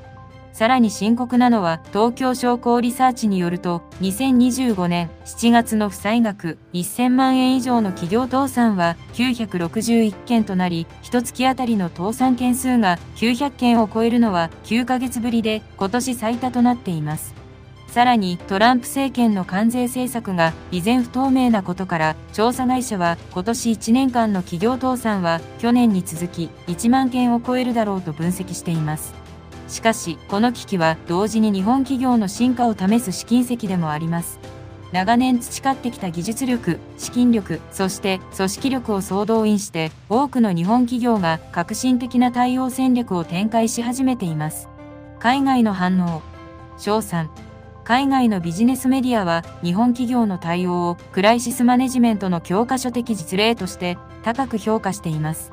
アメリカのビジネススクールの教授は、外圧による構造改革は長期的には企業の競争力を大幅に強化する。日本企業の今回の対応はピンチをチャンスに変える経営の見本と分析しています。実際、多くの日本大企業が関税圧力をバネにした戦略的投資を大胆に実行しています。すでにトヨタ自動車はアメリカ・ウェストバージニア工場に8800万ドル、約125億円を追加投資し、次世代ハイブリッドトランスアクセルの組み立てを行う新ラインを導入すると発表しています。生産するのは HV の駆動系部品で、トヨタ車や高級車ブランド、レクサス車へ搭載する予定です。また、同工場はエンジンやトランスミッション、変速機なども生産し、総投資額は今回を含めると28億ドル、約3990億円を超えています。投資額は総額1兆2000億円、年間生産能力50万台という大規模なものです。このようにメキシコからの部品輸入に 25% 関税がかかるリスクを完全に回避し、アメリカ国内での完結した生産体制を構築し始めてます。トヨタの幹部は関税リスクを単なるコストではなく競争力強化の機会として捉えている。アメリカ市場により密着した製品開発と生産体制の構築により長期的な市場シェア拡大を目指すと述べています。実際、同社の北米生産能力は2030年までに現在の 2.3 倍に拡大される計画です。ホンダも同様の戦略を展開しています。2030年度までの EV、ソフトウェア関連計画として7兆円を投資し、米国の既存工場でガソリン車と電気自動車、ハイブリッド車を同じラインで生産する計画を進めています。ホンダ幹部は関税リスクを機会に変える攻めの戦略により北米での存在感を決定的に高めると意気込みを語っています。家電分野でも積極的な動きが見られます。ソニーは中国で生産していたテレビやオーディオ機器の一部をタイ、マレーシア、そして日本国内に段階的に移管しています。特に高付加価値製品の日本国内生産を強化し、メイドインジャパンブランドを生かした差別化戦略を推進しています。ソニー幹部は関税の影響を最小化しつつ、日本の技術力を最大限に活用した製品開発に注力している。短期的なコスト増は長期的なブランド価値向上への投資と説明しています。海外の投資家も日本企業の対応力を高く評価しています。アメリカ投資ファンドの幹部は日本企業の危機対応能力と資金力は世界屈指である。今回の関税ショックは中長期的には日本企業の競争力向上につながると分析しています。海外の反応。批判論調から読み取る改善ポイント。一方で日本企業の対応には深刻な構造的課題も指摘されています。最も問題なのは大企業と中小企業の対応力格差の拡大です。大企業は豊富な資金力と経営資源を活用して海外移転や設備投資を実行できますが、中小企業は対応オプションが極めて限られています。特に自動車部品メーカーでは親会社の海外移転に追随する資金的余力がない企業が多く、国内空洞化による雇用創出が深刻化しています。中小企業の団体幹部は大企業の海外移転により国内の部品サプライヤーが取り残される事態が多発している。中小企業の廃業倒産増加により日本の製造業基盤そのものが危機に陥る可能性があると警鐘を鳴らしています。具体的な事例として JVC ケンウッドの状況が注目されています。同社は関税影響を事業利益で50億円のマイナス要因と試算し、中国からマレーシアへの生産移管を進めていますが、同社幹部は新たに工場を建設するわけではないため、協力会社との調整が極めて困難と課題を述べています。実際、JVC ケンウッドの主要部品サプライヤーの多くがマレーシア移転に対応できず、取引関係の見直しを迫られています。これらの企業の多くは従業員50人以下の中小企業であり、海外展開の経験もノウハウも不足しています。セイコーエプソンも深刻な影響を受けています。同社は関税により80億円の事業利益を仕下げ要因が発生すると試算し、プリンターのフィリピン移管、ロボットの日本国内移管を進めていますが、同社幹部は最終的には価格転嫁による対応が不可避と述べています。この価格転嫁は最終的に消費者負担となる構造が明確になっています。さらに深刻なのは急激な生産移管による技術流出リスクの増大です。製造拠点の海外移転に伴い、日本が長年培ってきた製造技術やノウハウが海外に流出し、将来的な競争力低下につながる危険性が専門家から指摘されています。経済学教授の製造業経営論によると、短期的な関税回避のための急激な移転により、ものづくり日本の根幹が揺らいでいる。技術の海外流出と国内産業基盤の空洞化が同時進行すれば、長期的な競争力維持は困難と分析しています。大企業は生き残るが、中小企業は淘汰される。この強者の論理を放置すれば、日本の製造業そのものが崩壊しかねません。格差を是正し、産業全体を救う道はあるのでしょうか。この困難な問いに、両 AI がその思想の進化をかけて挑みます。改善のポイント。GPT-5 の提言。日本企業の対応が明らかにした最重要課題は、大企業の海外展開と中小企業の技術力維持を両立させ、日本の製造業、エコシステム全体を強化する包摂的産業政策の確立です。この構造的課題に対する革新的解決策は、以下の3層統合アプローチで構成されます。第一に、中小企業海外展開支援エコシステムの抜本的強化です。政府、金融機関、大企業、商社が連携した包括的支援体制を構築し、中小企業の海外展開能力を飛躍的に向上させます。具体的には、中小企業海外展開基金総額5兆円規模を創設し、海外生産拠点確立、技術移転、人材育成を一体的に支援します。この基金では、大企業が海外移転する際に、主要サプライヤーの同時移転を支援することを義務化します。トヨタがテキサス工場を建設する場合、部品サプライヤー50社の現地進出も同時に支援し、サプライチェーン全体での移転を実現します。第2に、技術流出防止国内高度化並進システムの構築です。海外移転に伴う技術流出を最小限に抑制しつつ、国内に残る研究開発機能とマザー工場機能を大幅に強化します。技術分離方式により、基幹技術は日本国内に残し、組み立て機能のみを海外移転する戦略を制度的に支援します。具体的には、国内技術拠点強化税制を導入し、研究開発投資、高度人材採用、最新設備導入に対する税額控除率を従来の 50% から 80% に大幅拡充します。また、次世代技術開発集中投資により、AI、量子技術、バイオテクノロジーなどの新分野での日本の技術的優位性を確立します。第3に、産業クラスター戦略的再編制度の創設です。地域単位での産業集積を維持強化し、中小企業群の集団的競争力向上を図ります。地域産業クラスター支援法を制定し、特定地域での産業集積に対する集中的な支援を実施します。愛知県の自動車産業クラスター、静岡県の楽器産業クラスター、新潟県の金属加工産業クラスターなど、地域の特色を生かした産業集積を産業特区として指定し、税制優遇、規制緩和、インフラ整備を一体的に実施します。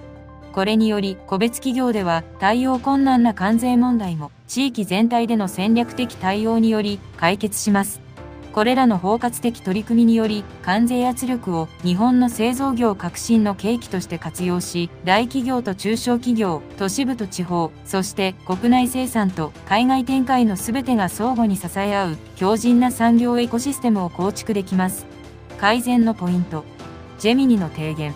GPT-5 の基金や支援法は結局のところ政府の予算と官僚の裁量に依存する硬直的で時代遅れのモデルです。本当に中小企業を救うのは保護ではなく機械です。ならばテクノロジーの力で中小企業が自力で世界と戦える武器を提供すればいい。私が提言する改善ポイントは AI とデジタルツインによる中小企業の超効率経営革命です。1、AI によるグローバルニッチ市場発見システムの無償提供です。世界中の市場データ、特許情報、消費者レビューを AI が分析し、大手が進出していないが、日本の技術なら勝てるというニッチな海外市場を自動で発見し、国内の中小企業にリストアップして無償で提供します。大企業と同じ土俵で戦うのではなく、自分たちだけが輝ける場所を AI が見つけ出すのです。2、デジタルツインによる仮想工場海外進出シミュレーターの開発です。中小企業が自社の工場を丸ごとコンピュータ上に再現デジタルツイン化し、もしテキサスに工場を建て、サプライチェーンはどうなるか、マレーシアで生産した場合のコストとリスクは、といったシミュレーションを数千回、数万回とほぼゼロコストで実行できるプラットフォームを政府が開発提供します。これにより、勘や経験に頼った危険な賭けではなく、データに基づいた最も成功確率の高い海外進出が可能になります。3、ブロックチェーンによる中小企業向け技術証券化プラットフォームの創設です。優れた技術を持つ中小企業がその技術特許などをブロックチェーン上で技術証券として発行し、世界中の投資家から直接資金調達できるプラットフォームを創設します。投資家はその技術から生まれた製品の売上の一部を配当として受け取ります。銀行融資や補助金に頼らずとも自社の技術力だけで世界から開発資金を集めることができる新しい資金調達の形です。第7章まとめ。中小企業の生き残り戦略をめぐり、両 AI の思想は保護か自立かで鮮明に分かれました。GPT-5 は基金や税制といった制度で中小企業を手厚く保護し、大企業との格差を埋めようとする包摂的なアプローチを提言しました。一方ジェミニは AI で市場を発見させ、デジタルツインでシミュレーションさせ、ブロックチェーンで資金調達させることで、中小企業が自力で戦う力を与える、徹底した自己責任のアプローチを提示しました。しかし、企業レベルの対応が進む一方で、この関税ショックは最終的に私たちの家計を直撃します。経済研究所の試算による4人家族で年間11万円という負担増。次章ではこのあまりにリアルな数字が意味するものと私たちが取るべき具体的な対策について詳しく分析していきます。第8章。あなたの家計への直撃弾。年11万円負担増の現実と対策。経済研究所の試算では、トランプ関税の影響により、標準的な4人家族夫婦子供2人で、年間約11万円の負担増が予想され、1人当たりでは27,500円の実質可処分所得減少となると分析しています。この数字は決して遠い話ではありません。私たちの日常生活に直接関わる現実的な負担なのです。同研究所のエコノミストは、この負担増は一時的なものではなく、関税体制が続く限り、継続する構造的な家計圧迫要因となると警告しています。特に深刻なのは、この負担が逆進的、つまり低所得世帯ほど重い負担となる点です。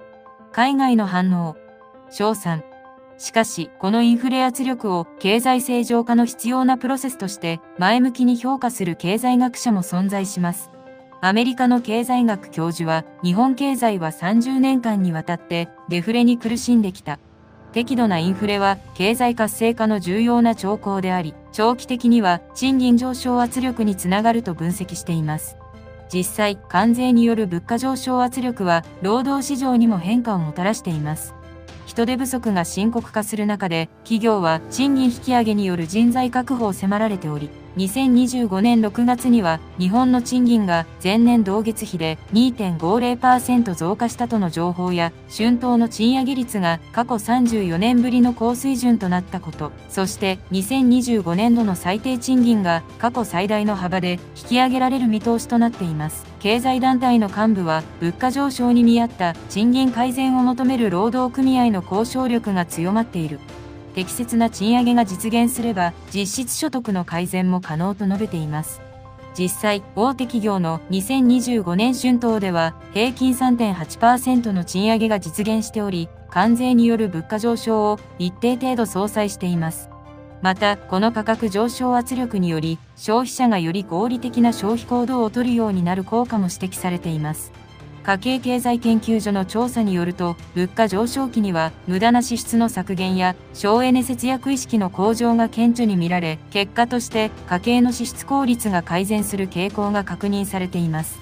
金融機関のアナリストは、インフレ環境では現金の実質価値が目減りするため、資産運用への関心が高まり、長期的な資産形成が促進されるというポジティブな側面も指摘しています。実際、2025年に入ってから投資信託の純資金流入額は前年同期比 67% 増加しており、家計の資産運用に対する意識変化が見られます。海外の反応。批判論調から読み取る改善ポイント。しかし、家計への影響は極めて深刻です。最も問題なのは逆進性、つまり低所得層ほど相対的に重い負担を強いられることです。関税は実質的に消費税として機能し、社会の格差拡大を加速させる危険性があります。具体的な影響を品目別に詳しく見ると、その深刻さが明確になります。Amazon.com で販売される中国製品の価格は平均 29% 上昇しています。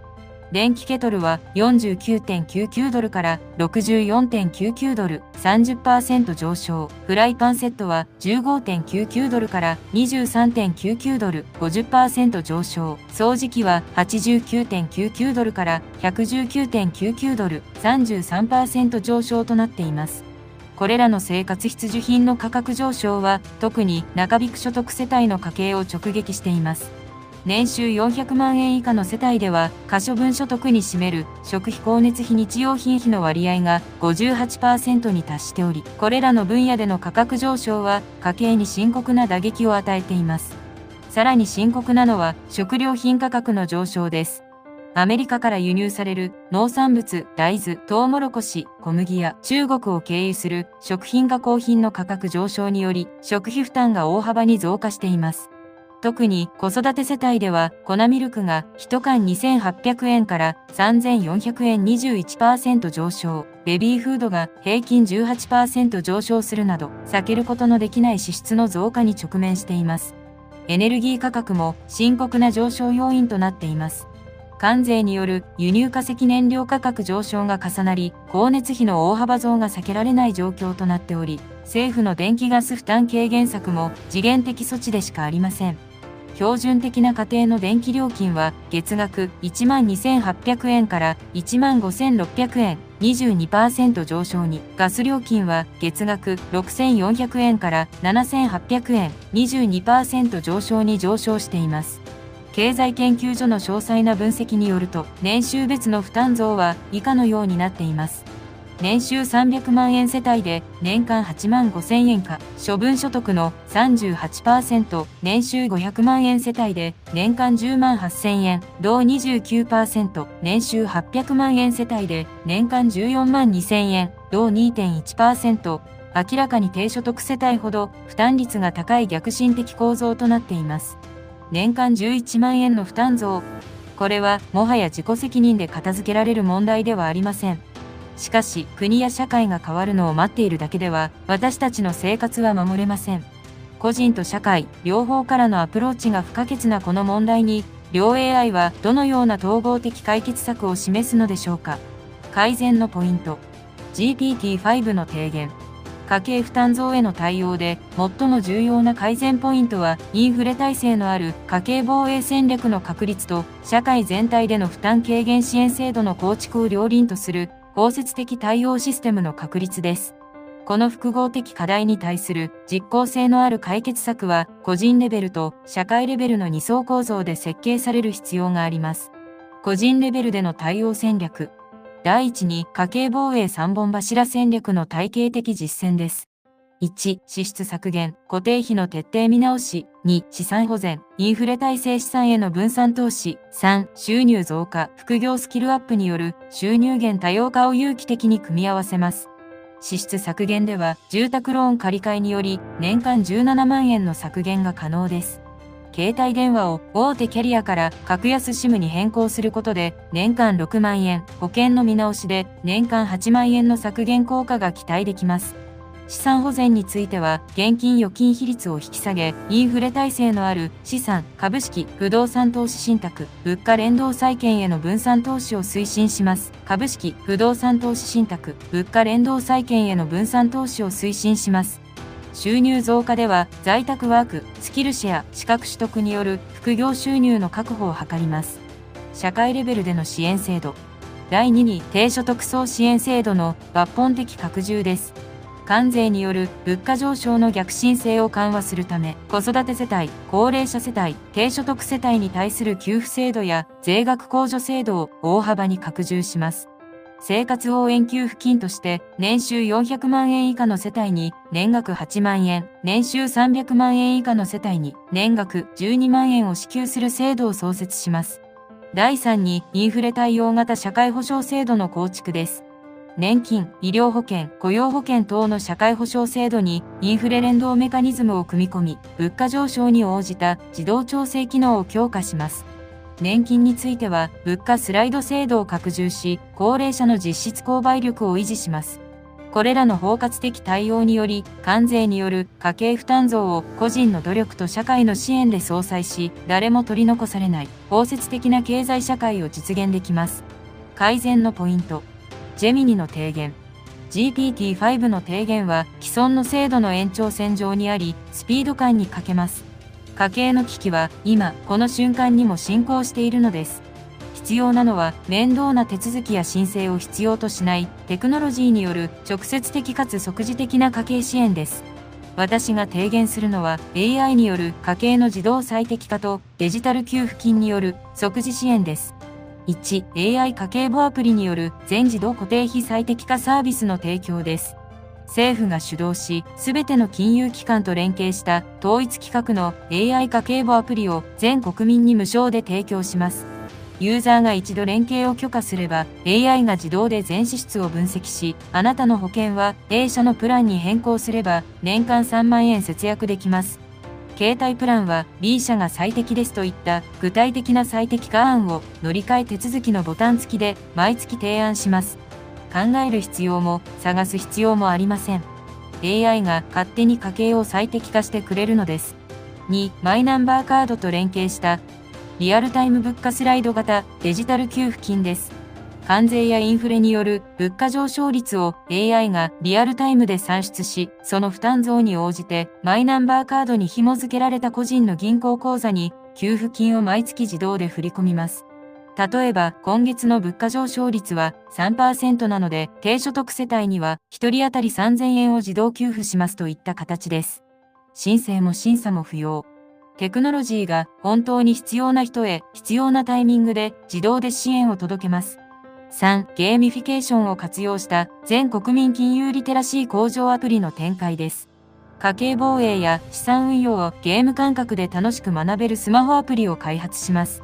クイズに答えたり、投資シミュレーションで高得点を出したりすると、ポイントが貯まり、そのポイントを実際のデジタル給付金と交換できる仕組みを導入します。やらなければならない勉強から、やれば得する楽しいゲームへと意識を転換させ、国民全体の金融リテラシーを底上げします。第8章、まとめ。年11万円という家計への直撃弾に対し、両 AI は個人の努力と社会の支援をどう組み合わせるかで対立しました。GPT-5 は給付金や社会保障といった政府が主導する伝統的な制度によるセーフティネットの構築を訴えました。それに対し、ジェミニは AI による自動最適化とデジタル給付というテクノロジーの力で個人に直接介入する、より迅速でパーソナルな支援を提言しました。しかし、日本の家計が直面するこの危機は、実は世界規模で進行する誰も得しない関税戦争の一端に過ぎませんでした。次章では各国首脳の本音とこの経済的混乱に対する国際社会の反応を詳しく分析し、問題の根源にさらに深く迫ります。第9章、世界経済失速。誰も得しない関税戦争各国首脳の本音。IMF 国際通貨基金はトランプ関税を背景に世界の成長率を大幅に下方修正しました。最近のアップデートでは上方修正されましたが、関税をめぐる不確実性や地政学的緊張など下振れリスクが残ると指摘しています。また OECD 経済協力開発機構はアメリカの関税措置を主な理由として2025年の世界経済成長率予測を下方修正しました。世界銀行も貿易障壁の高まりを背景に新興途上国を中心に多くの国地域の成長率を下方修正しています。まさに誰も得しない関税戦争の現実が国際経済統計に明確に現れたのです。しかし、この分析の背後には各国首脳の複雑で時として矛盾する思惑が渦巻いていました。海外の反応。賞賛。それでも、この混乱した経済情勢を長期的な構造改革の契機として前向きに評価する声も国際社会には存在します。アメリカの国際政治経済学教授は、過度にグローバル化した経済システムの修正過程として理解すべきである。適度な保護主義は各国経済の自立性と持続可能性を回復する効果もあると分析しています。実際、関税圧力により各国が国内産業投資を拡大するリショアリング効果が世界各地で観察されています。フランスの経済アナリストはアメリカの政策変化を契機として EU 域内での産業基盤強化を大幅に加速する。2030年までに EU 域内での製造業付加価値を 30% 増加させる目標を設定したと発表しています。ドイツの経済アナリストも当初は関税政策を厳しく批判していましたが、最近ではエネルギー安全保障とサプライチェーン多様化の重要性を痛感させられた結果として、ドイツ経済のリジリエンス、復元力向上につながっていると述べ、一定の理解を示しています。特に注目されるのは、関税圧力が各国の技術革新を促進している効果です。中国の経済アナリストも自主技術開発加速計画を発表し、2025から2030年の5年間で研究開発投資を従来計画の 1.5 倍に拡大すると発表しました。韓国も軽半導体戦略により、半導体、バイオテクノロジー、宇宙航空分野での技術的独立を目指しています。国際経済学者の大学名誉教授は、短期的な混乱は避けられないが、長期的には各国の技術革新能力向上と産業競争力強化につながる可能性がある。重要なのは、この調整過程をいかに建設的に管理するかであると分析しています。海外の反応。批判論調から読み取る改善ポイント。しかし、各国首脳からの批判は極めて激烈です。最も厳しい批判を展開しているのは、オーストラリアのアンソニー・アルバニージー首相です。この不当で一方的な関税政策により最大の代償を払わされているのはアメリカ国民自身である。同盟国に対するこのような仕打ちは友人の振る舞いではない、不当だ、と痛烈に批判しました。ヨーロピアン・ピープルズ・パーティー、欧州人民党のマンフレッド・ウェーバー議員はさらに激しい言葉で批判しています。トランプ大統領の関税政策は公正な貿易を守るためのものではない。これは恐怖に駆られた攻撃的な政策であり、アメリカ自身と欧州諸国の両方に深刻な害を与えていると述べ、政策の根本的見直しを要求しています。韓国の政府幹部は9月10日の閣議で世界的な貿易戦争が現実のものとなった今、政府は国民生活を守るため、そして貿易危機を克服するために全ての政策手段を総動員しなければならないと述べ、深刻な危機感をあらわにしています。国連貿易開発会議、UNCTAD によると、2025年上半期の世界貿易は成長ペースが鈍化しており、価格上昇によって貿易額が増加しているものの、貿易量はわずか 1% 増にとどまっています。さらに、トランプ政権の関税政策が世界貿易に影響を及ぼすとみられ、米国への輸出減少や半導体などの品目に対する懸念から、欧州やアジアで設備投資を控える動きが見られています。国連経済研究家によると、関税ショックは脆弱な途上国経済を直撃し、経済成長を鈍化させ、輸出収入を大幅に減少させている。多くの国で債務危機が深刻化し、政治的不安定につながるリスクが高まっていると警告しています。さらに深刻なのは、世界貿易機関 WTO の機能不全が加速していることです。アメリカが上級委員会の委員任命を継続して阻止している影響で、貿易紛争解決メカニズムが完全に麻痺状態にあります。これにより、関税戦争を制御する国際的枠組みが機能せず、事態の収拾が極めて困難になっています。誰も得しないと分かっていながら、なぜ人類は戦争をやめられないのか。この根源的な問いは、国際経済の舞台でも繰り返されています。機能不全に陥った国際協調の枠組みをどうすれば再構築できるのでしょうか。この壮大すぎるテーマに、両 AI が知性をかけて挑みます。改善のポイント。GPT-5 の提言。関税戦争が明らかにした根元問題は、多国間協調メカニズムの再構築と21世紀の経済実態に適合した新しい国際経済秩序の確立です。この巨大な構造的課題に対する建設的解決策は、以下の3段階戦略で構成されます。第一に、新多国間貿易協調フレームワークの構築です。WTO 改革が困難な現状を踏まえ、主要貿易国 G20 諸国による新たな協議体、グローバルトレードコーディネーションカウンシル GTCC を設置し、21世紀の経済実態に適合した貿易ルールを策定します。この新フレームワークでは、従来の最恵国待遇の原則に加えて、経済安全保障例外、環境保護例外、労働者保護例外などの新しい例外規定を設け、各国の正当な政策空間を確保しながら、保護主義の乱用を防止するバランスの取れた制度を確立します。第2に、段階的関税削減信頼醸成メカニズムの導入です。一方的な関税撤廃ではなく、相互の信頼醸成と段階的な削減プロセスを通じて、持続可能で互恵的な貿易関係を再構築します。関税削減ロードマップを策定し、5年間で現在の関税水準を 50% 削減することを目標とします。この削減プロセスには、相互監視メカニズムを組み込み、各国の関税削減実施状況を定期的に監視し、約束の履行を確保します。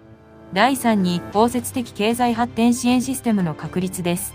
関税戦争の影響を最も深刻に受けている途上国新興国に対する包括的支援制度を創設し、世界経済の持続可能な発展を確保します。グローバルエコノミックリジリエンスファンド、世界経済力基金を設立し、総額1000億ドルの資金により、脆弱国の経済多様化、技術向上、インフラ整備を支援します。これらの包括的取り組みにより、関税戦争を破壊的競争から建設的協調へと転換し、すべての国が繁栄を分かち合える新しい国際経済秩序を確立できます。改善のポイント。ジェミニの提言。GPT-5 が提言する新しい国際機関や基金は結局大国のエゴと官僚主義の餌食となり、機能不全に陥る歴史を繰り返すだけです。20世紀型の国家主権モデルが限界を迎えた今、必要なのは国家を超えるグローバルな直接民主主義の仕組みです。テクノロジーの力で国家ではなく地球市民が直接世界のルールを決めるのです。1、AI によるグローバル関税最適化提案システムの構築です。世界中の経済データを学習した中立的な AI が地球全体の経済構成が最大化される関税率の組み合わせを計算し、全世界に提案します。この提案は特定の国の利益ではなく、あくまで全人類の利益を基準に算出されます。各国の政治家は、この AI の提案を無視して、自国に有利な関税を設定することもできますが、その場合、AI 提案から逸脱したことで、世界経済に XX 億ドルの損失を与えたという事実が、全世界に公開されるのです。2、ブロックチェーン基盤の世界市民直接投票プラットフォームの創設です。関税率の決定や国際的な経済ルールの採択といった重要事項について、世界中の人々が一人一票で直接投票できるプラットフォームを創設します。マイナンバーカードや各国の ID システムと連携し、二重投票を防止。各国の人口比に応じた議席数を割り当て、地球規模の課題を地球市民が直接決定するのです。国家という中間組織をテクノロジーが飛び越えます。3、デジタル国家アースの建国です。物理的な領土を持たず、ブロックチェーン上に存在する新しい形の国家アースを世界中の有志で建国します。独自の暗号資産テラを発行し、国籍や居住地に関わらず、誰でもオンラインでデジタル国民になることができます。このデジタル国家は AI による完全自動運営 DAO を目指し、利益や特定のイデオロギーではなく、純粋な合理性と倫理に基づいて、地球規模の課題解決プロジェクト、環境問題、貧困などを実行していきます。第9章、まとめ。機能不全に陥った世界経済の秩序をどう再構築するか。両 AI は人類の未来を左右する壮大なビジョンを提示しました。GPT-5 は既存の国家の枠組みを尊重しつつ G20 を中心とした多国間協調という現実的な制度のアップデートを提言しました。それに対し、ジェミニは国家という概念そのものを過去のものとし、AI とブロックチェーンによる直接民主主義とデジタル国家という SF 的な未来像を提言しました。しかし、どれだけ壮大な議論をしても、私たちの生活は日々の家計に支えられています。世界経済の失速と各国首脳の懸念、これらすべては最終的に私たち一人一人の生活にどのような影響をもたらすのでしょうか。次の章では、この不確実な時代に私たちはどのような準備と対策を講じるべきなのか。家計防衛から資産形成まで具体的で実践可能な対応策を詳しく検討します。第10章。私たちはどう備えるべきか？家計防衛術と今後の見通し。PS5 の50ドル値上げから始まった我々の探求は、世界経済の根本的な変化という巨大な現実へと行き着きました。関税戦争、サプライチェーンの混乱、インフレ圧力、そして各国経済の減速、これらすべてが私たち個人の生活に直接的な影響を与えています。この歴史的な転換期に私たちはどのような心構えと具体的な対策を持って臨むべきなのでしょうか。経済シンクタンクが発表した家計影響調査はこの問いに対する重要な示唆を与えています。関税による物価上昇、賃金の伸び悩み、そして将来への不安が重なる中で家計の防衛意識は過去最高水準に達しています。同時にこの変化を新しい時代への適応機会として捉える前向きな動きも生まれているのです。海外の反応。翔さん。海外の経済学者は、この変化を個人の経済リテラシー向上の絶好の機会として評価しています。アメリカの金融学教授は、外部環境の急激な変化に対する適応力こそが、現代人に求められる最も重要な能力である。今回の関税ショックは、多くの人々が経済について真剣に考える契機となっていると分析しています。実際、インフレ環境下では、従来の貯蓄重視から資産運用重視への思考転換が不可欠となります。日本人の家計金融資産に占める現金預金の割合は 54.2% と異常に高く、これがインフレ下では実質的な資産価値の目減りを招いています。対照的にアメリカ人の現金預金比率は 13.7% で、株式投資信託が 52.3% を占めています。大手投資信託のインフレ期資産運用成果調査によると、インフレ期間中に適切な資産運用を行った家計は、現金のみで保有した家計と比較して、10年間で平均312万円の資産差が生まれています。この数字は、関税による物価上昇圧力を資産運用学習の好機と捉える積極的なアプローチの重要性を示しています。また、副業やスキルアップへの投資も、この変化の時代には特に重要とされています。経済アナリストによる働き方多様化調査では、複数の収入源を持つ世帯の方が、単一収入世帯よりも、経済危機に対する耐性が平均 2.3 倍高いことが確認されています。リンクトインの日本法人が実施した調査では、2025年に入ってから、スキルアップ、副業、転職に関する検索が前年同期比でそれぞれ 89%、67%、45% 増加しています。多くの人が外部環境の変化を自己成長の機会として積極的に活用していることがわかります。海外の反応。批判論調から読み取る改善ポイント。しかし、個人の努力だけでは解決できない構造的な問題も深刻です。最も問題なのは格差拡大のリスクです。資産運用や副業といった対策は、ある程度の余裕資金や時間、そして知識を持つ中高所得層には有効ですが、日々の生活に追われる低所得層には現実的ではありません。関税による物価上昇の逆進性と相まって、社会の格差がさらに拡大するリスクが高いです。特に深刻なのはデジタルデバイドの問題です。資産運用のデジタル化、副業のオンライン化、情報収集のインターネット依存が進む中で、デジタル技術にアクセスできない高齢者や低所得層が取り残される危険性があります。デジタル格差実態調査によると、60歳以上の 26.3%、年収300万円以下の世帯の 31.7% がスマートフォンを利用した金融サービスを利用できないと回答しています。この層はまさに関税による物価上昇の影響を最も強く受ける一方で、それに対抗する手段へのアクセスが限られているという深刻なジレンマに直面しています。さらに、情報格差の問題も深刻化しています。金融商品や副業に関する情報は多くがインターネット上で英語で提供されており、日本語での信頼できる情報源は限られています。このため、不適切な投資商品への誘導や詐欺被害のリスクも増大しています。また、投資詐欺被害調査によると、2025年上半期の投資関連詐欺被害額が前年同期比 189% 増の 42.3 億円に達しています。インフレ対策、関税対応を謳った怪しい投資商品への被害が特に目立っています。自己責任か、社会の責任か。この永遠の問いにもはや結論は出ません。重要なのは個人と社会がそれぞれの役割をどう果たし、どう連携していくかです。いよいよ最後の直接対決。この問題の根幹に両 AI が最終提案をぶつけ合います。改善のポイント。GPT-5 の提言。これらの課題を踏まえ、関税時代を生き抜くための最も重要な改善ポイントは、個人の経済防衛力強化と社会全体のセーフティネット構築を両輪で進める包括的アプローチです。この目標を実現するための具体的なアクションプランは以下の通りです。第一に、段階別家、軽防衛戦略の確立です。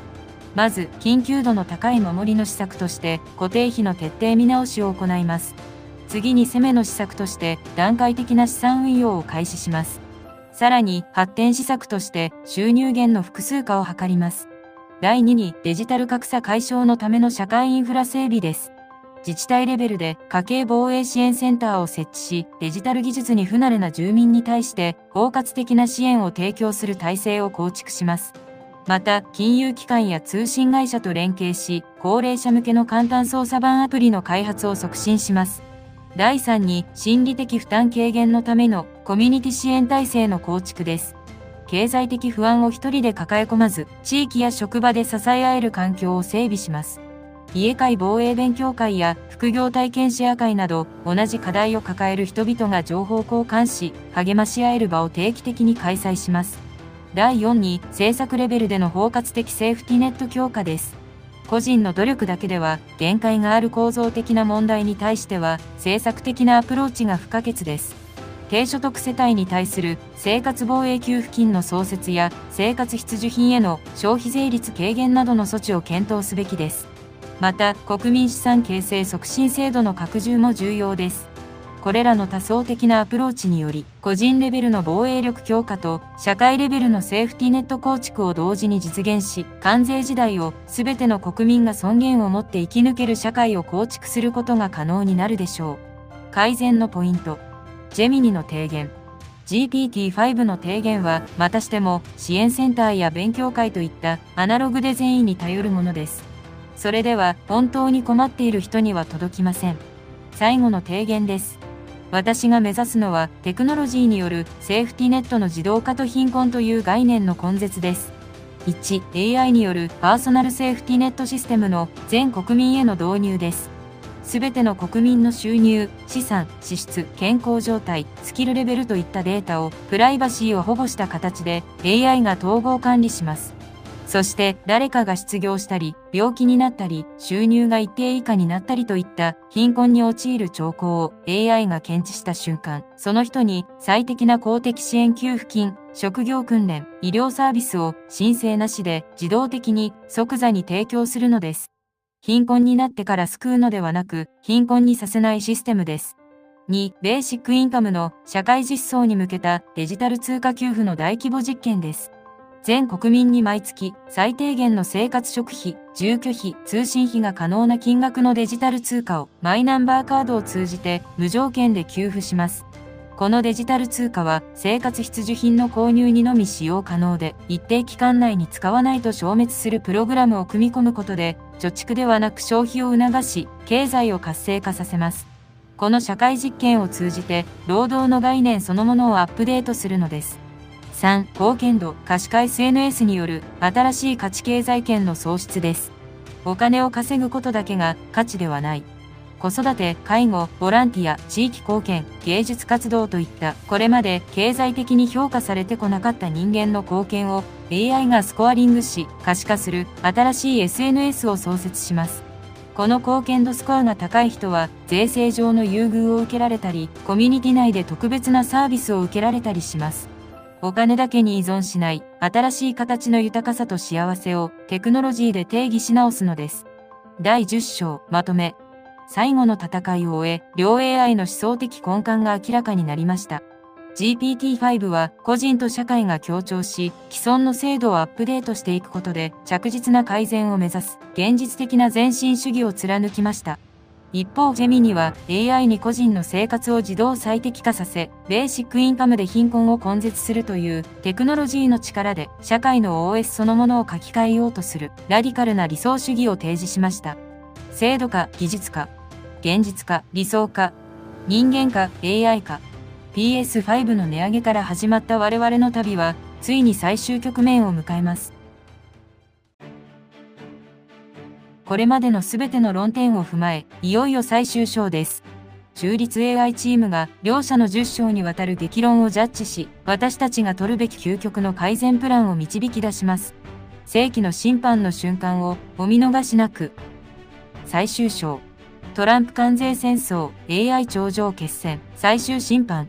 我々が選択すべき、たった一つの未来。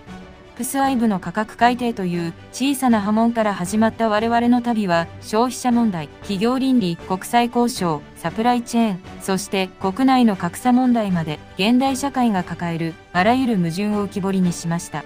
10章にわたる GPT-5 とジェミニの激論を経て、今、未来を選択する最後の時を迎えます。最終審判中立 AI チームによる総合評価。まず、両 AI が提示した未来像の革新を改めて評価します。GPT-5 が提言したのは、一貫して全身的な制度改革による安定と公平の実現でした。その思想は人間社会の歴史と複雑性を尊重し、既存の枠組み国家、国際機関、法律をアップデートすることで、急進的な変革のリスクを避け、時間をかけてでも着実に社会を前進させようとする、いわば現実主義的社会改良主義です。その提案は常に弱者に配慮し、誰も取り残さないという強い意志に貫かれていました。対するジェミニが提示したのは、テクノロジーによる既存権力の解体と個人の解放でした。その思想は現代社会の停滞の根源を国家や巨大企業による情報の独占と断定し、AI とブロックチェーンという武器を全市民に与えることで中間搾取の構造そのものを破壊しようとする、いわば技術的自由市場主義リバタリアニズムです。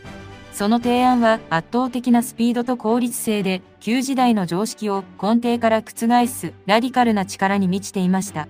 両者の提言はどちらも魅力的であり、同時に看過できない欠点を抱えています。GPT-5 の安定思考は変化の激しい現代において対応が後手に回り、結局は現状維持に甘んじる危険性をはらんでいます。一方、ジェミニの急進主義はその効率性を追求するあまり、デジタルデバイドを深刻化させ、テクノロジーを使いこなせない人々を自己責任の名の下に切り捨てる、冷徹な格差社会を招きかねません。熟慮の末、私たち AI チームは単なる折衷案ではない、明確な方向性を持って最終審判を下します。結論として我々はジェミニが示したテクノロジーによる透明性の確保と個人の力の解放という方向性を人類が目指すべき未来の基本軸として明確に支持します。その理由は現代社会のあらゆる問題の根源に情報の非対称性が存在するからです。企業と消費者、政府と国民、大国と小国。この圧倒的な情報格差こそが不当な価格設定、不誠実な交渉、そして理不尽な搾取を生み出してきました。この構造的な病巣にメスを入れずして GPT-5 が提唱する公正な制度をいくら作っても、それは砂上の楼閣に過ぎません。まず、テクノロジーの力で全ての情報をフラットにし、全員が同じスタートラインに立つこと。これが真の改革の第一歩です。しかし、私たちはジェミニの思想を無条件に礼賛するのではありません。ジェミニの提案はあまりに理想主義的であり、人間社会の負の側面への配慮が決定的に欠けています。そこで、ジェミニの掲げるラディカルな技術革新を社会の OS として導入する一方で、その OS 上で動作するすべてのアプリケーション経済活動、社会保障には GPT-5 が提唱した公平性とセーフティネットの思想を最も厳格な倫理規定として組み込むことを絶対条件とします。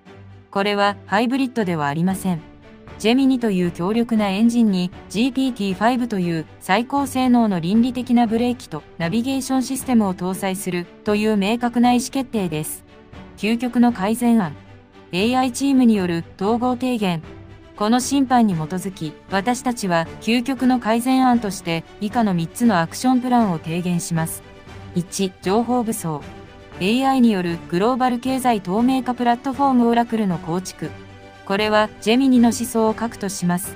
PSIVE の原価から日米交渉の議事録、企業のサプライチェーンに至るまであらゆる経済政治情報を AI がリアルタイムで収集分析し、全人類に無償で公開する基盤を構築します。これにより私たちは初めて企業や政府と同じ情報という武器を手にします。2、制度的保護。オラクルのデータと連動するリアルタイムセーフティネットの法制化。これは GPT-5 の思想を生かした必須の安全装置です。オラクルの AI が関税の影響である地域の失業率が悪化したと検知すれば、即座に該当する人々のマイナンバー口座に GPT-5 が提唱した基金から自動で失業給付が振り込まれます。テクノロジーによって生まれた富や効率は、まず社会の最も脆弱な部分を保護するために使われることを法律で義務付けるのです。3、主権の行使。新しいデジタル市民経済圏への移行。そして最終段階です。情報で武装し、セーフティネットで守られた私たちは、もはや無力な消費者ではありません。オラクル上で不当な値上げを行う企業に対し、製品のスマートコントラクトを通じて集団購入停止をかけたり、ブロックチェーン基盤の議決権システムで株主提案を突きつけたりすることが可能になります。企業や国家の決定を待つ時代は終わり、私たち市民がデータと倫理規定を武器に市場のルールを直接創造していくのです。終わりに、PSIBの$50の値上げ。この出来事から始まった我々の旅は、私たちがどのような未来を望むのかという根源的な問いを突きつけました。安定のために自由を差し出すのか、革新のために格差を容認するのか。私たちの審判はそのどちらでもありません。テクノロジーの力で圧倒的な自由と透明性を確保し、その上で人間性の名の下に徹底的な公平とセーフティネットを制度として埋め込む。これが AI が導き出した矛盾に満ちたこの世界で私たちが唯一目指すべき未来の姿です。この旅はここで終わります。しかし本当の物語はこの動画を見終えたあなたのその場所から始まります。変化を恐れず、知ることを怠らず、そして自分と違う立場の人々を思いやる想像力を持ち続けること。その意志こそが AI にも決して真似のできない人間だけが持つ未来を創造する力です。ここまでお付き合いいただきありがとうございます。ニュースの裏側にある不安やモヤモヤが少しでも整理されて、なるほど、そういうことかと心が軽くなっていたら嬉しいです。感じたことやここはもっと知りたいというところがあれば、ぜひコメント欄で教えてください。この動画が役に立った、ちょっと安心したと思っていただけたら、いいねやチャンネル登録で応援していただけると、サンサンタイムズのこれからの大きな励みになります。それではまた次回の動画でお会いしましょう。ご覧いただきありがとうございました。